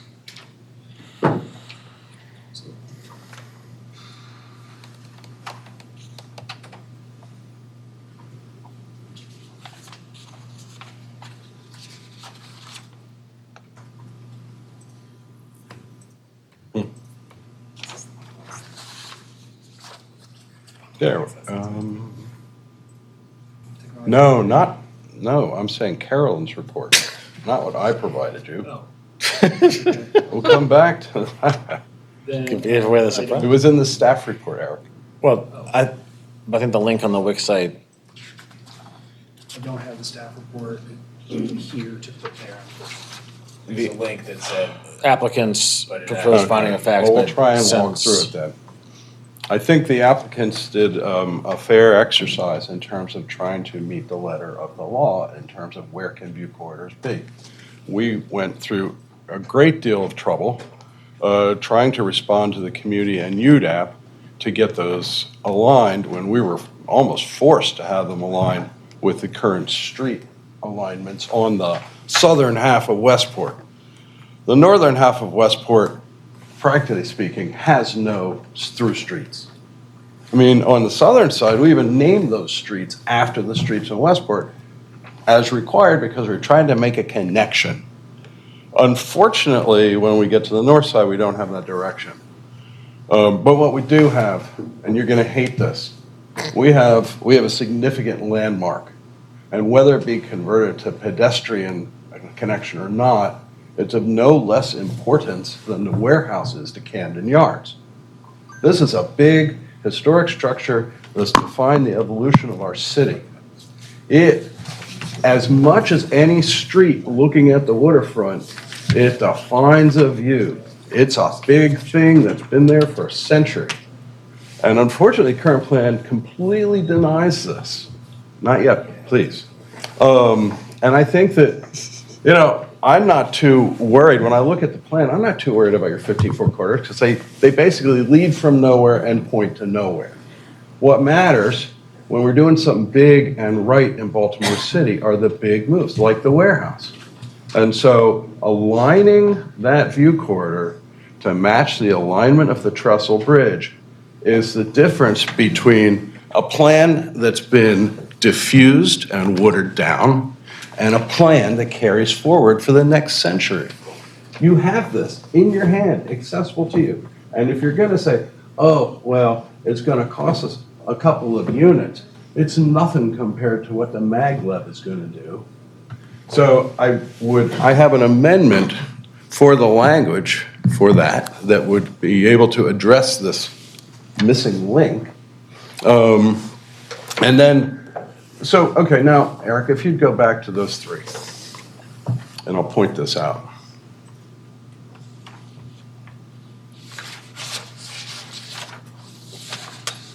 So these, you guys will be familiar with this because this is what we did together in 2021, 2022. That's the plan. If you look on the north side, it doesn't really matter if they're townhouses or high-rise buildings. What matters is that there are a few important streets like Clare and Wenbrun that need to be maintained for view corridors, just as we would in Fells Point. But the corridor where the train used to run, even though there's an electrical substation behind it, still takes you from the new Cloman straight to the waterfront in a direct path and offers significant public amenity space. Unfortunately, now if you go to the new plan, Eric, what you're going to see is that you guys took that area and you turned it into some sort of private muse for the residents. And I don't know, thank you, Eric, you can go to the applicant's plan. That green space that sits within the bulk of the townhomes is one of the least sensitive urban amenities ever created. Because there's no way that anybody that lives in Westport, the plan, guys, the development plan with the townhomes. There, yeah, that wouldn't work. There, see the green space between parcel C and F?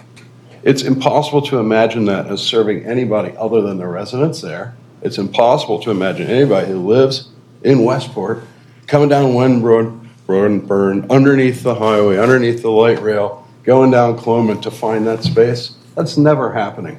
So to the community members online who are saying this seems more like a private development and an us versus them thing, the plan you presented is significantly like that. They're correct.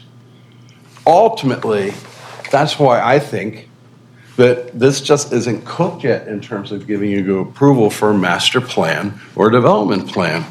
It's, you'll deliver the product you want to deliver, but I feel as though the city has an expectation that there's quality sort of space on the interior that contributes to the act of being a citizen of Baltimore. And that's not happening in this plan. So, those are sort of my biggest issues with the plan. We had a lot of requirements for the water's edge. That's all great. It appears that that's there. I don't think, as I said, the current residential count of maybe 500 or 600 units is never going to carry any kind of retail. So unless people want to build a retail shell that sits empty, I don't have any issues with what's being proposed, but this is not. People say to us, how come we can't have a Navy Yard? How come we can't have anything like in Philadelphia, their waterfront? And I think it's because we're literally selling ourselves short with a plan like this. And so, again, I would offer up an amendment for the view corridors, and I would then maybe offer an amendment to address this issue of the unknowns of the maglev right away. So the first amendment, if I could, would say simply, and when you look at the language in the bill, I would simply add that the alignment of the view corridors must take into account existing trestle rail bridge alignment, along with the other requirements in our current language.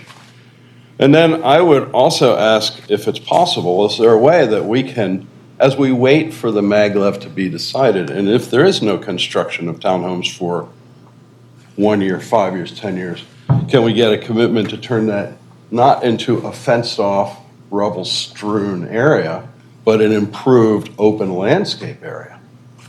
And then lastly, I still believe that we're going out of order if we're not giving our own team a chance to review this for its design quality. And in that we've all been working on this for the last 20 years, I think it's worthwhile to take a little bit longer to get the experts' impressions on what's best. So those are my thoughts. Can someone put up the previously approved plan? I guess we can't see them both at the same time because it's one, unless you have a slide. Put my plan up and the one that's. This is the previously approved. Go That's fine. Or use the one I provided you, which shows the whole thing. I think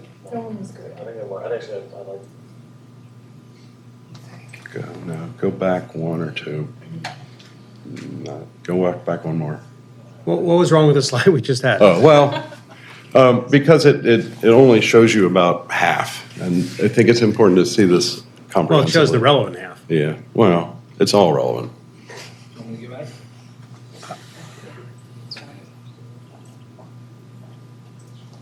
Yeah. So I have to do this for the folks at home as well as Mhm. sorry.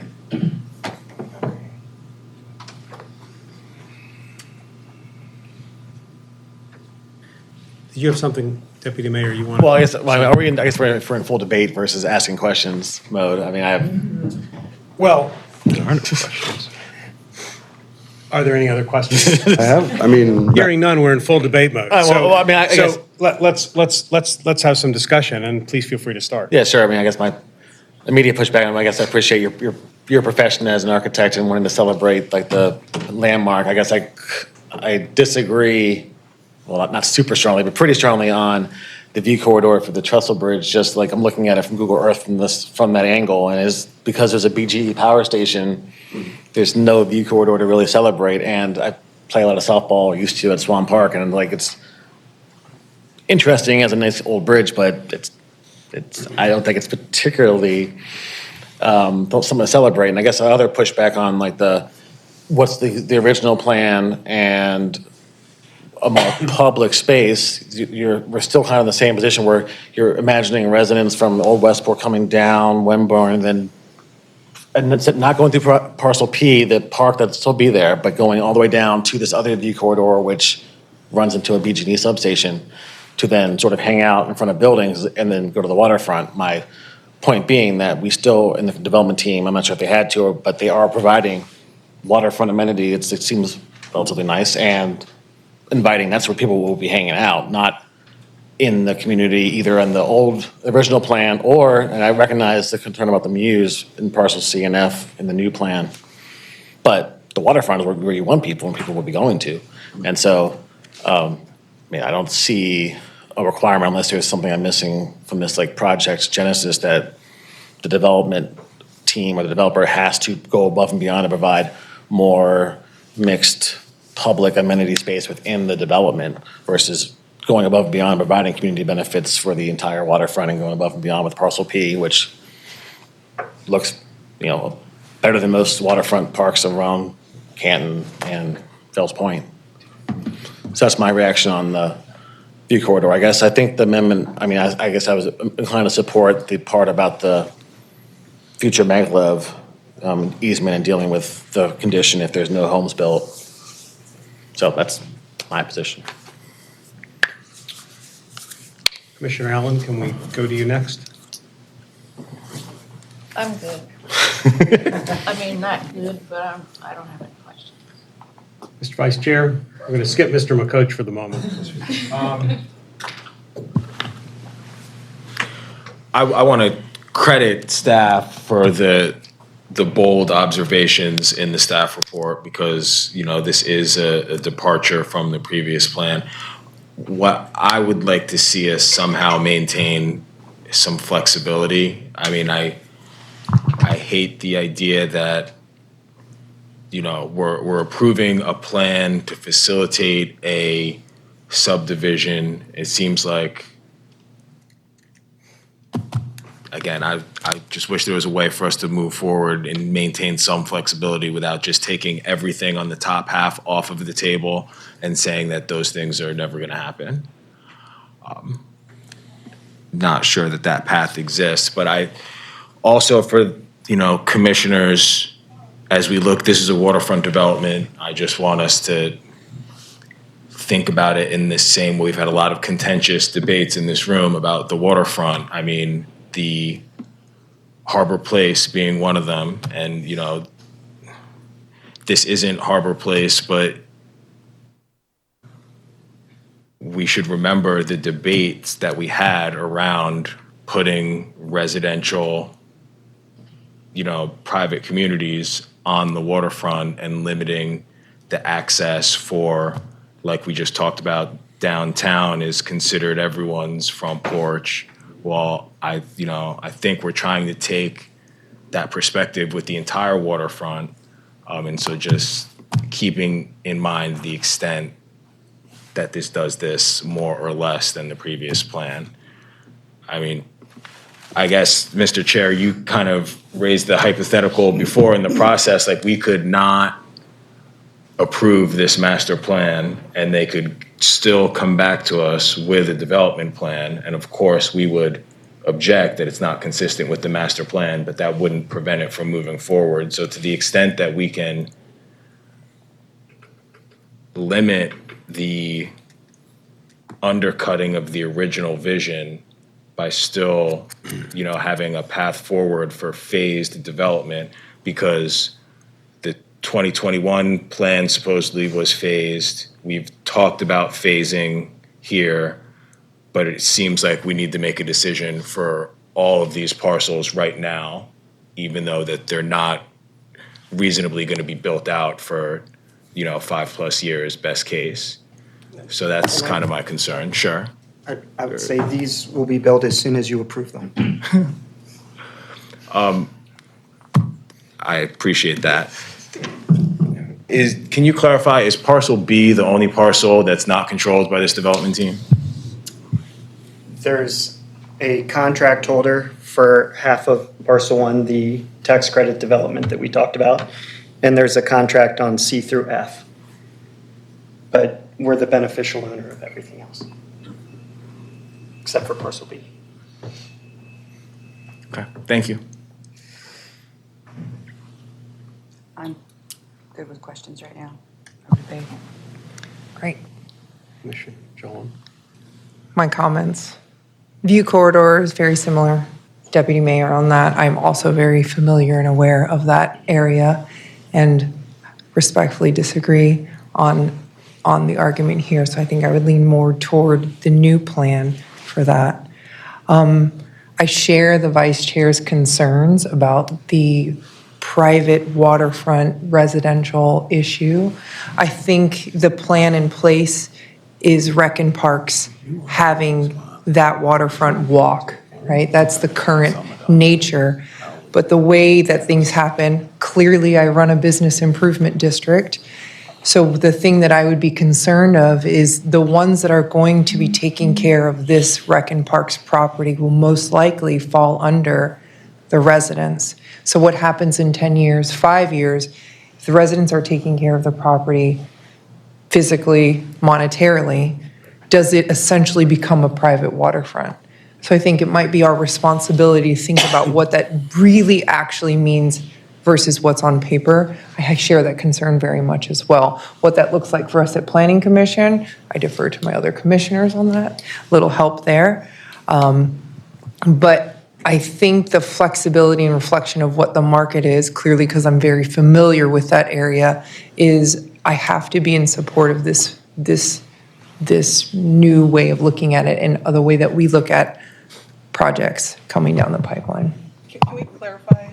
Yeah, I just wanted to say the existing homeowners will be funding the maintenance of the park. They won't be actually doing the maintenance of the park. That will be through South Baltimore Gateway Partnership.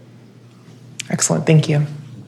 I want to ask the director to say a few words, but let me make one observation, or this is why I wanted this comparison slide. I mean, I'm not seeing a substantial difference between the public space in these two plans, other than the view corridor related to the bridge. And frankly, on that, I must agree that while, I mean, I spent a lot of time thinking about that swing bridge previously, and everybody loves the swing bridge, but I also think that what Deputy Mayor said about the swing bridge is that it's not much of a view corridor. It's just, because I think the thing, the right half of this site, northern half, the left half, the southern half, are really quite different in that what's across the street from them in one case is a neighborhood, and in one case, a BG substation is going to be there forever. So, to me, I just ultimately, as much as I have this affection for the swing bridge and the industrial history, that doesn't really move me.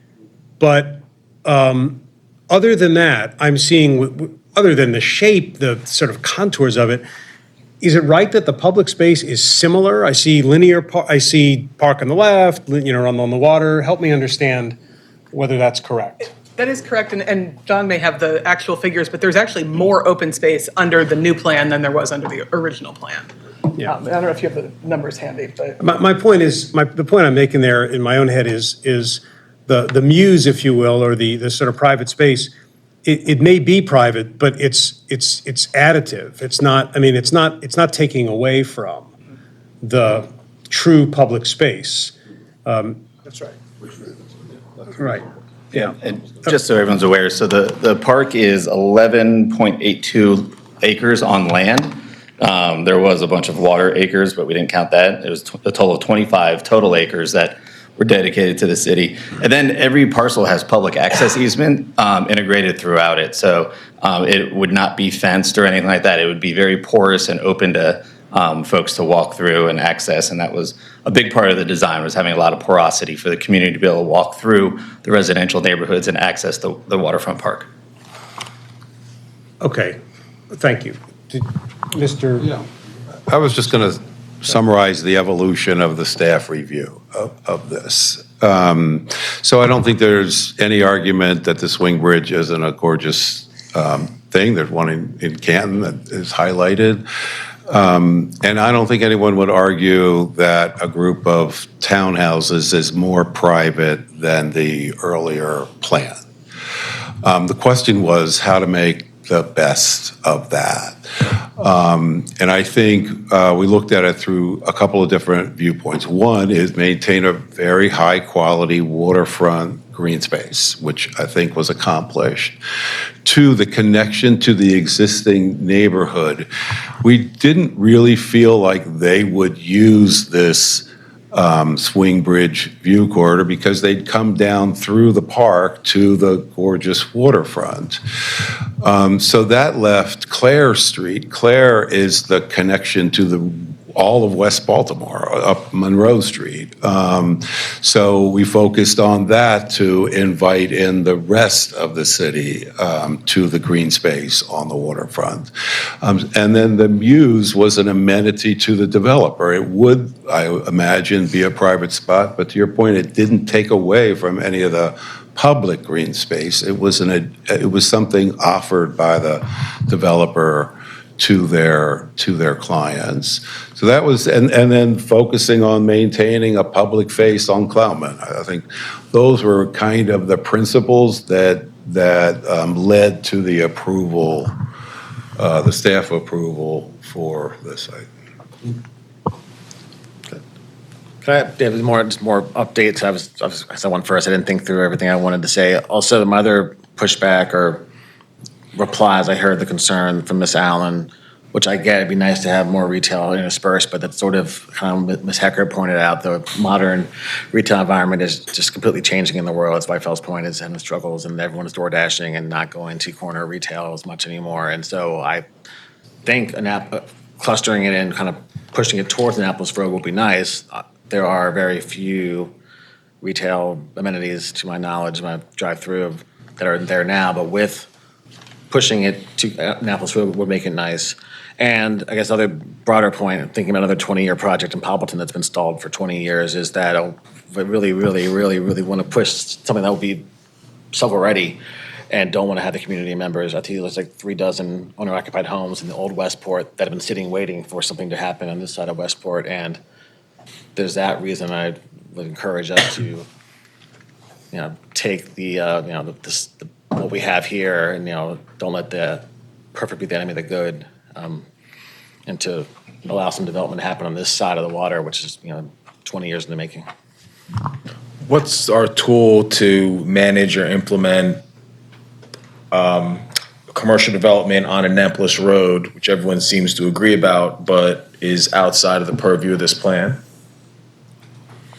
The only tool I think I could say right now is a zoning tool, perhaps some economic incentives, but it is zoned commercial now. Director and I Just were going back to whether this is a master plan or development plan, a master plan would be broader than the property that's under control by one entity and would address things, development off of this site that's going to be complementary and things like that. So, not necessarily the fault of this team, but, if we're going to look at things holistically, I take a little exception to any group, kind of pointing to a solution, but saying it's, outside of the purview. So collectively, we should have if we're going to move forward with this plan under the presumption that, we're going to complement it with these offsite developments, and it's not reasonable to make it a condition of this plan because it's outside of the LOD, then we just need to have something else in mind to support the community that way. What I've been thinking, Director and I were speaking this morning about the retail business district license issues with that program, and thinking about ways to revamp some of our commercial corridors, kind of like Main Street, but I had thoughts about that. So I think we are aligned there, and I have one other thought that escaped me already, but I think it makes sense to, have efforts and attention. I know that the Westport CDC, and I remember when this came up for the last hearing that I was a part of, I think Lisa Hodges also made that point, and we're thinking about it and how to promote more things that will serve the entire community. Don't I recall, there've been numerous Westport master plans that have sort of, this comes up over and over and over. And there's a light rail station there now that wasn't there before. Well, my assessment of it is that it's really regrettable that the market is making us do this, because I don't really love the idea of just populating the waterfront with townhouses. I think it would be nice to have the wharf in DC or the waterfront in Philadelphia or whatever, but that's not where the market is. And I think at the moment, the priority is in getting something on that site, which has been hungry for development for a very, very long time. And clearly, I think someone said to me once recently that the one thing you can sell readily in Baltimore is new construction townhouses, and the only thing you can sell more quickly than that is new construction townhouses near the water. And I think Lock Landing and other places are proving that. So we talked about this being, our priority being growth, my priority, I've said that publicly.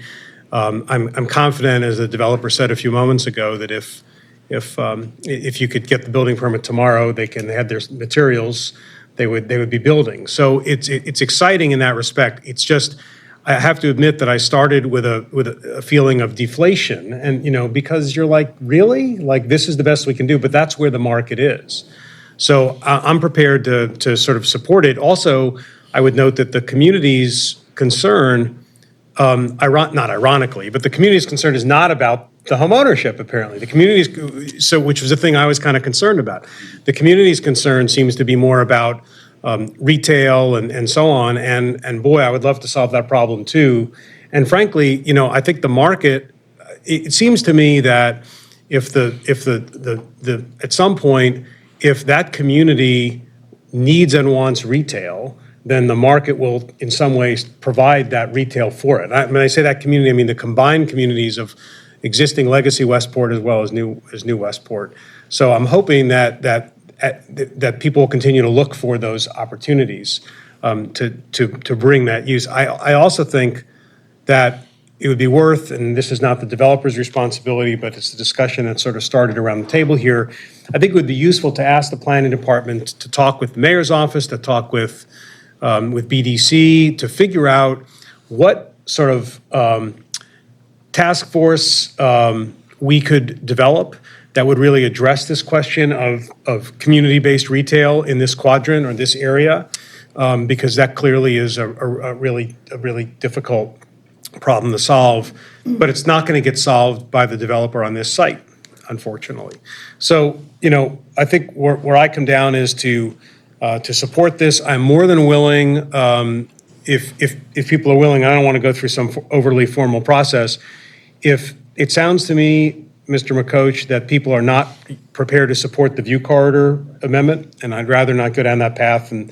But your other one, I want you to reiterate that and see if perhaps there's a way to integrate that into this discussion. Would you just restate what you think that was, please? Only the challenge is the uncertainty. The uncertainty of the maglev corridor and the uncertainty of whether or not there would be a developer who would take on that risk. And so I would say until those parcels have received maybe a development plan of their own or some sort of indicator that they are willing to initiate construction, that has to be maintained as public open space. It should not be fenced. It should be available, because otherwise it just continues the same thing that we've had for the last 20 years on the site, which is a fenced-off, nasty place in the middle of the Westport community. So I don't know how to. It's sort of like the suggestion that planning had made. If there is a way, I mean, we can identify the parcels, and I think we just have to find a way to put some sort of trigger that says, in the event that this hasn't happened, either within a period of time or if there isn't movement on the part of the developer, it has to be temporarily considered as open space. And I don't want the public to assume that this becomes a public park. It's clearly privately owned land, but no one should have to live with a lay-down space for the light rail or whatever's going to happen there indefinitely. So I'm trying to remove the uncertainty of that.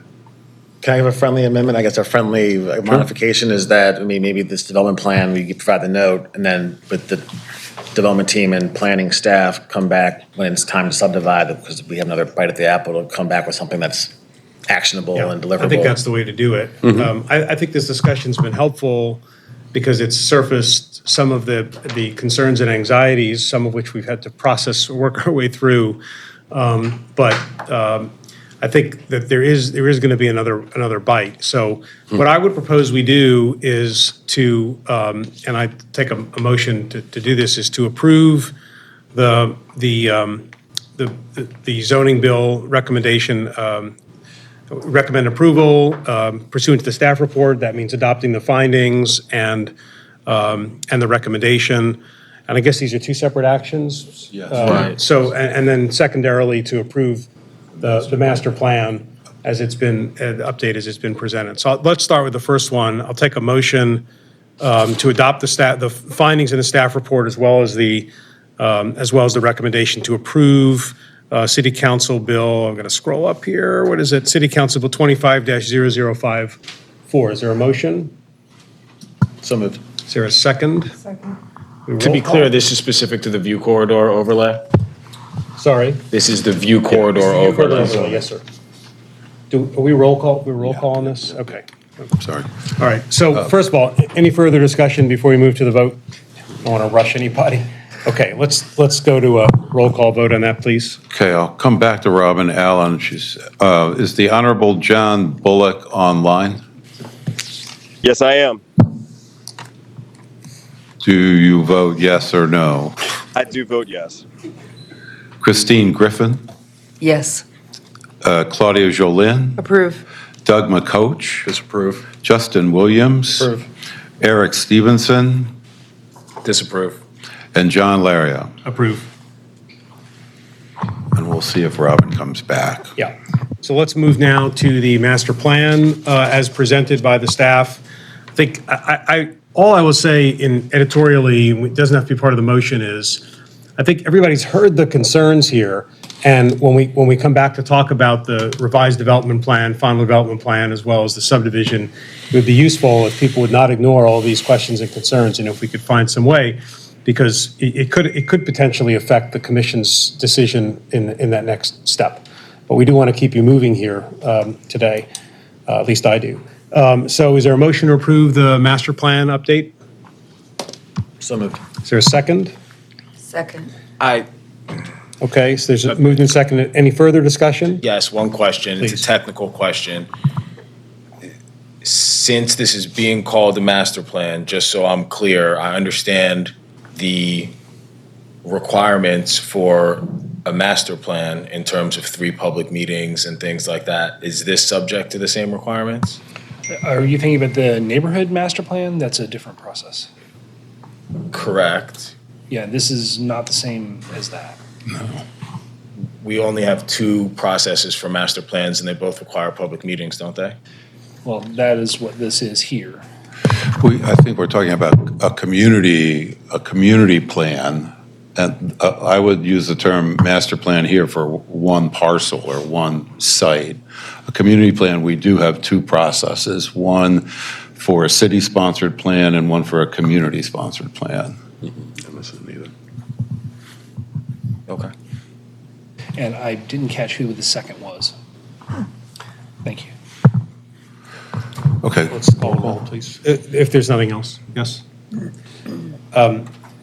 Commissioner Allen, do you want your vote recorded on the first one, On which the is the zone. approval of the rezoning bill? Okay. Thank you. All right, then now we're starting on the master plan approval. We'll start with Commissioner Allen. John Bullock. Approved. Christine Griffin. Approve. Claudia Jolin. Approve. Doug McCoach. Disapprove. Justin Williams. Approve. Eric Stevenson. Disapprove. And John Laria. Approve. Okay. Okay, Item number 2. thank you. The next item. Thank you, guys. All right. Okay, the Next Westport item's number- subdivision, no. Item number 5, Mr. Number Executive 5 is City Council Bill Number 25-0041, a zoning conditional use conversion of single-family dwelling unit to 3 dwelling units in the R7 zoning district with variances at 2628 Edmondson Avenue in the 9th Councilmatic District. Brendan McCoy. Justin Walker. Justin Walker will present. They both started. We get confused often. Good afternoon, everyone. Justin Walker from the Department of Planning, here to address City Council Bill number 25-0041 regarding the conditional use with variances of the conversion of a single-family dwelling to 3 dwelling units in the R7 zoning district. This bill may be more straightforward than the last. So this is in the Western Planning District. Treek Bolden is the community planner. This is off Emerson Avenue in the Rosemount neighborhood, again on the west side of the city. And taking a look at the map here, it is a end of row house just next to McCall Park. It is currently vacant. As we switch over to the satellite view, it's on a 23 by 85-foot lot with a total lot square footage of just under 2,000. Looking from the north here again. And then here is the street view. You can see the unit here, which has been vacant for quite some time, and you can see also the rest of the row is in similar condition. I will note that this property is also located in the Mark Station TOD plan. It's about a quarter mile from the Mark Station, and that this proposal does align with that plan's request or goal rather, to increase density in close proximity to that rail station and also the bus hub that is located at the West Baltimore Mark. So going through exactly what is being asked here, of course, we have the conditional use for the conversion itself. As far as the variances are concerned, we will only be dealing with one variance this afternoon, and that is for the minimum lot area. There are 3 units proposed. The R7 for 3 units would require 2,750 square feet, and the lot encompasses 1,955 square feet, so that would be a 29% variance. And now, an important note here as we move into the off-street parking, which was proposed originally when this came from the zoning administrator, requiring a variance. As we know, recently, City Council Bill 0006 was passed by the council and has been signed by the mayor. Yes, which many people are glad to see. And part of that bill removes the parking requirement, the off-street parking requirement for residential uses with 3 units or less. So, of course, that bill hasn't quite taken effect yet. It'll take effect about June 2nd. But by the time this bill is moving through the city council, that will be in effect. So with that, and the amendment is included in the staff report, we are striking the request for a variance for off-street parking as that is no longer necessary. Another thing that would have been necessary but was not included in the bill, so there's no amendment to strike it, is meeting the conversion standards for unit size based on bedroom. Council Bill 006 also struck that requirement, so that is no longer necessary to consider for this request. Going into the conditional use standards, staff does believe that these standards are met, that this plan does follow the intent and purpose of the code and would not be harmful to the public interest, health, safety, or welfare.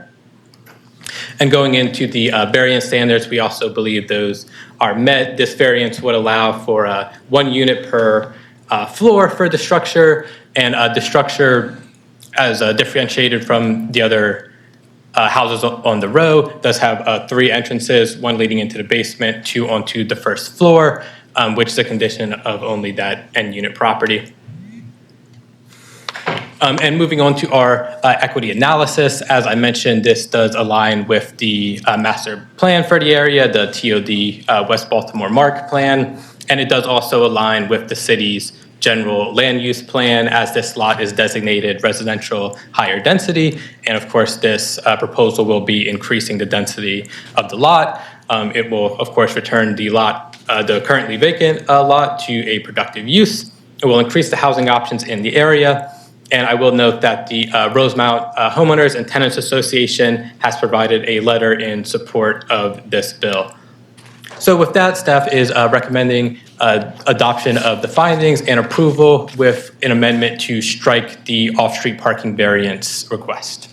Thanks, Mr. Walker. Two questions or comments. One is, I am glad to see that we actually have your variance justification explains that there are 3 entrances to the house, and therefore it's a very unusual, unique it's situation. unique to which that justifies, structure. I think, in a solid way.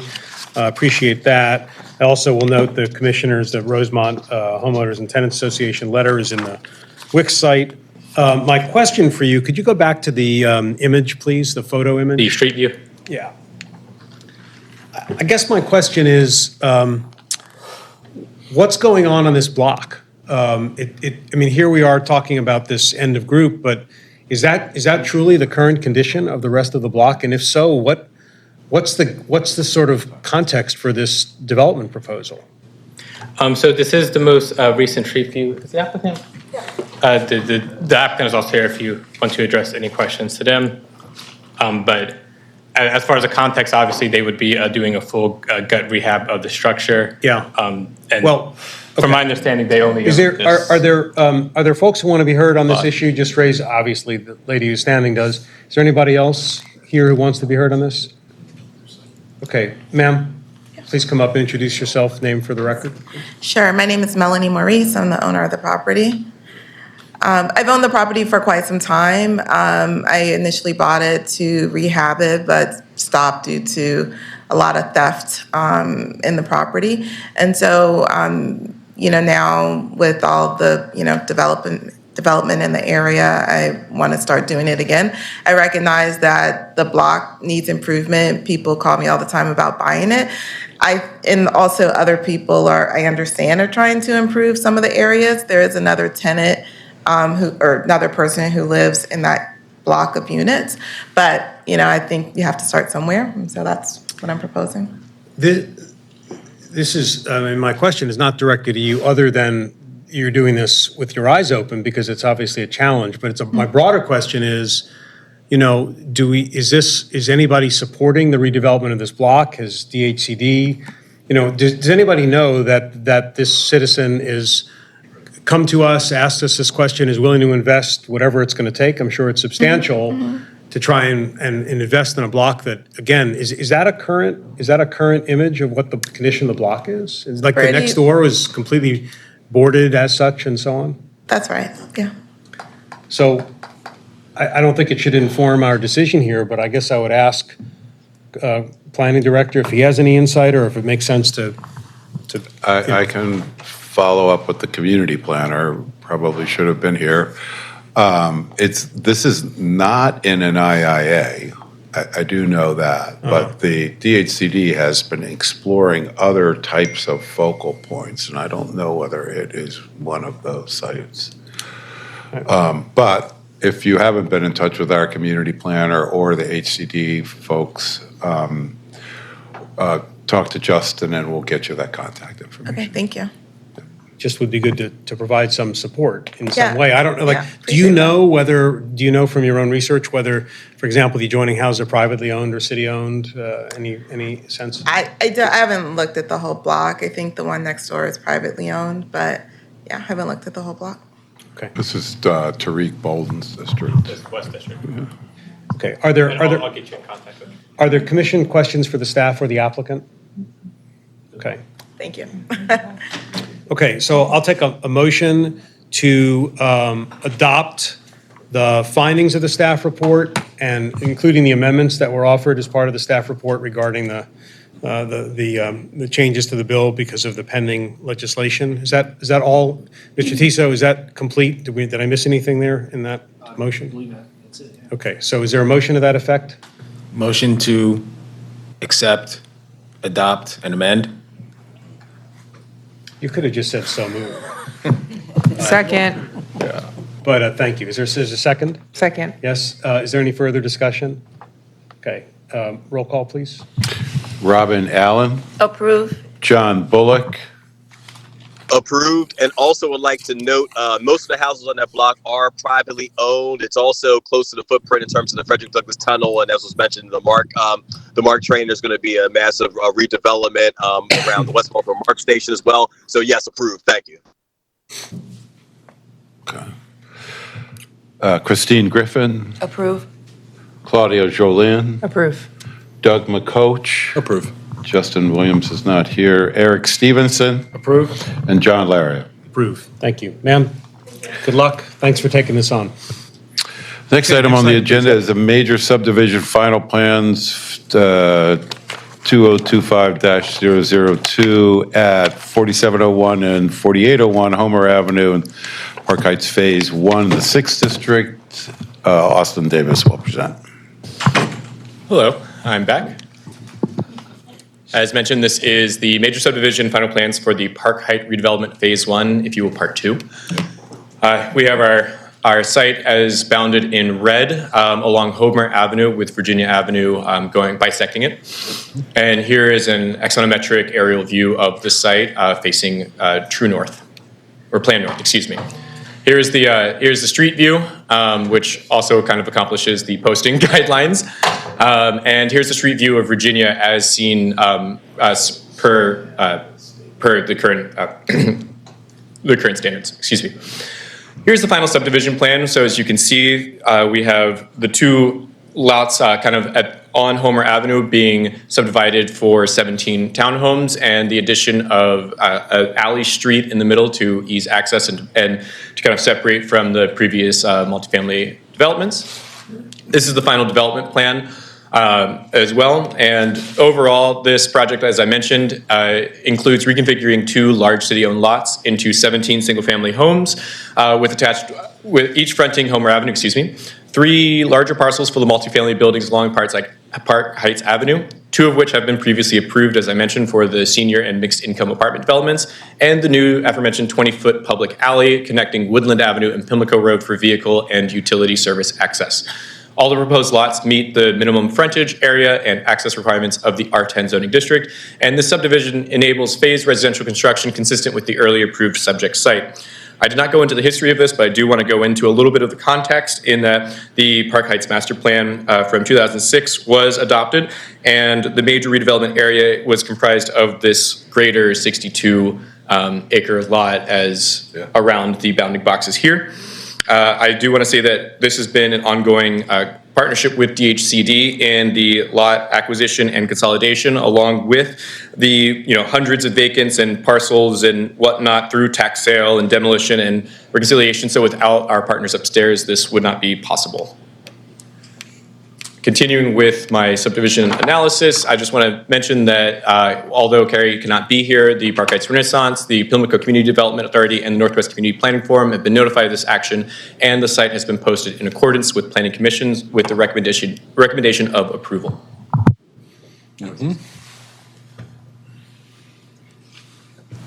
Any questions from the commission for Austin? No one's here. Great, thanks. Anyone who would like to speak on this matter? Is John still in All right. line? Seeing none, John's back.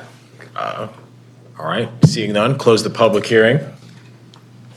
Unless you guys had any questions about the subdivision.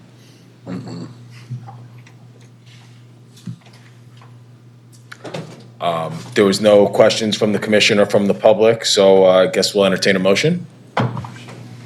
So move. Second. Robin Allen, Approve. John Bullock, Approved. Justine Griffin, Approved. Claudia Jolin, Approve. Doug McCoach, Approve. Justin Williams, Approved. Eric Stevenson, Approved. and John Laria. Approved.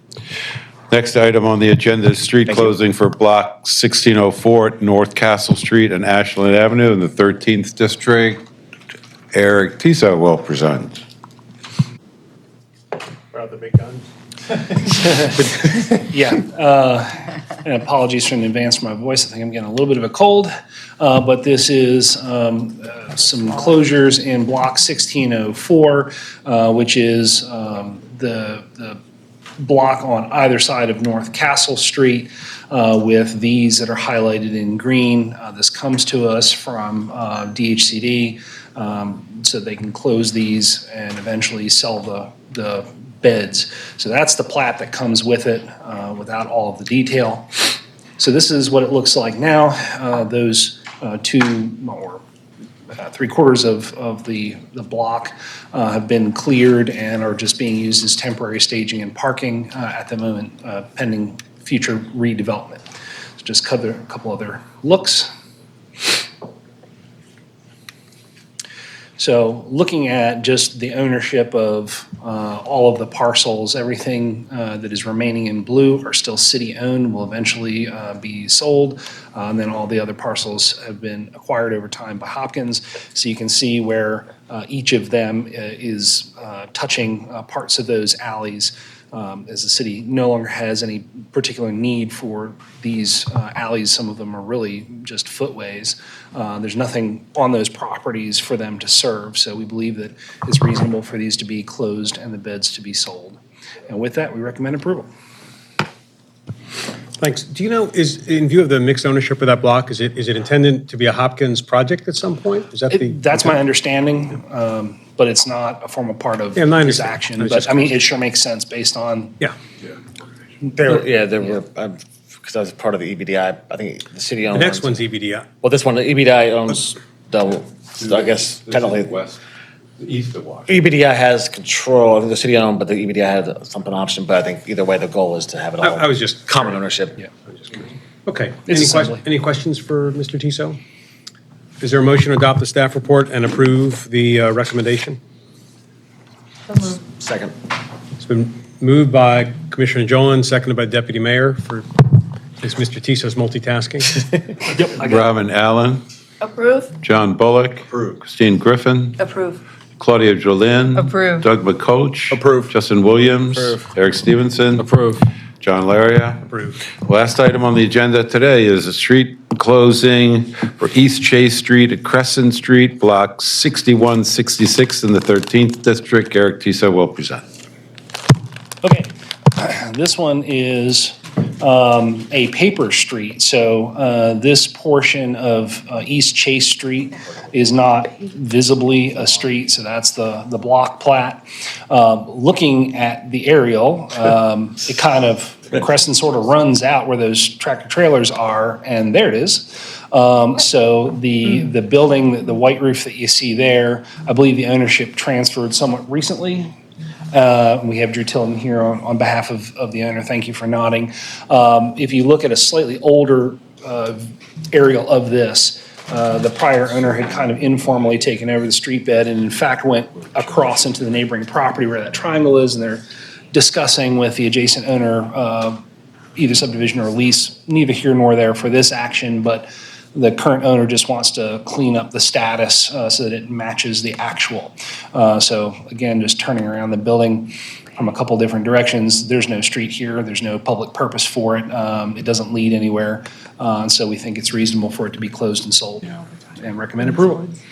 Thank you, Mr. Tiso. Commissioners, questions for Mr. Tiso, if any? Hearing no questions, is there a motion to accept the staff report and approve? So moved. Second. Moved and seconded. Is there any further discussion? If not, we'll take a roll call vote. please. Robin Allen, Approved? the Honorable John Bullock. I thought you were in the ceiling there. He was. Christine Griffin, Approved. Claudia Jolin, Approve. Doug McCoach. Approve. Justin Williams. Eric Stevenson. Approve. And John Laria. Approve. Before you adjourn, I see that number 9 has been postponed, and I believe number 9 has been before us before. There was a different version of the bill in the last session, yes. And we got a request yesterday from the lead sponsor because this was overlapping the taxpayer night, so the council member preferred to be available and asked to push back at least one meeting. And I can go over it in more detail when we get back to it, but there are some of the recommendations that we recommended as staff last time have been incorporated into this version of the bill. So we have a favorable outlook, but I'll hold off further until we. From what I recall, this was a very important bill, which is why I just wanted the context going into the next meeting. Yeah, there's some interest in it. It's tough to get at the dollar store as a concept, right? How do you define it? How do you make sure you don't catch up other things in it? And so this is an improved version. I still have a couple of questions, but it's a step forward. And just to add more context to what you said, yes, we recognize the serious issue in our community, so it's going to take a longer discussion, and taxpayer night starts at 5, so I'm sure that Vice President Middleton was realizing that there's going to be a lot of input on this. Mm-hmm. Will Law weigh in on, I mean, this reminds me of drugstores and clinics. Yeah, I've spoken to the law department on this. They're mulling over some of their responses. There are a couple of technical concerns that they will have. I don't want to speak for them since I've only had a passing email back and forth. But this is moving in the right direction. Again, my personal opinion, I'm not a lawyer and this is not advice, but probably business license would be the best tool. However, once you start recommending that, then you got to create a thing, then you got to pay for staff, and you got to do, right? So this is at least a step in the right direction. Let's wait until it gets back here. It is different from the 23 bill in some ways, but it's a complicated subject. So let's leave that alone for now, if that's okay. Although on that point, the record just left, so you're the highest ranking person here. Is there staff capacity? I was thinking to myself, I meant to look at this, research like the licensing angle and if it's like been tried successfully and implemented. So there's someone capacity wise who could research that. I can only suspect that's why this is a zoning bill and not a licensing structure. Well, Okay. I don't know. For people with a hammer, they use the hammer for what they have. So that's I guess if there was capacity, it'd be nice if someone could look into this. There's no further business, and please remember, I need you for 5 minutes afterwards for an administrative session. But having said that, is there a motion to adjourn? So moved. Is there a second? All in favor, aye. Aye. We're adjourned. Thank you very much. Can the commission just have the room for a few minutes and shut down the recording and so on? And I promise to just take a few minutes.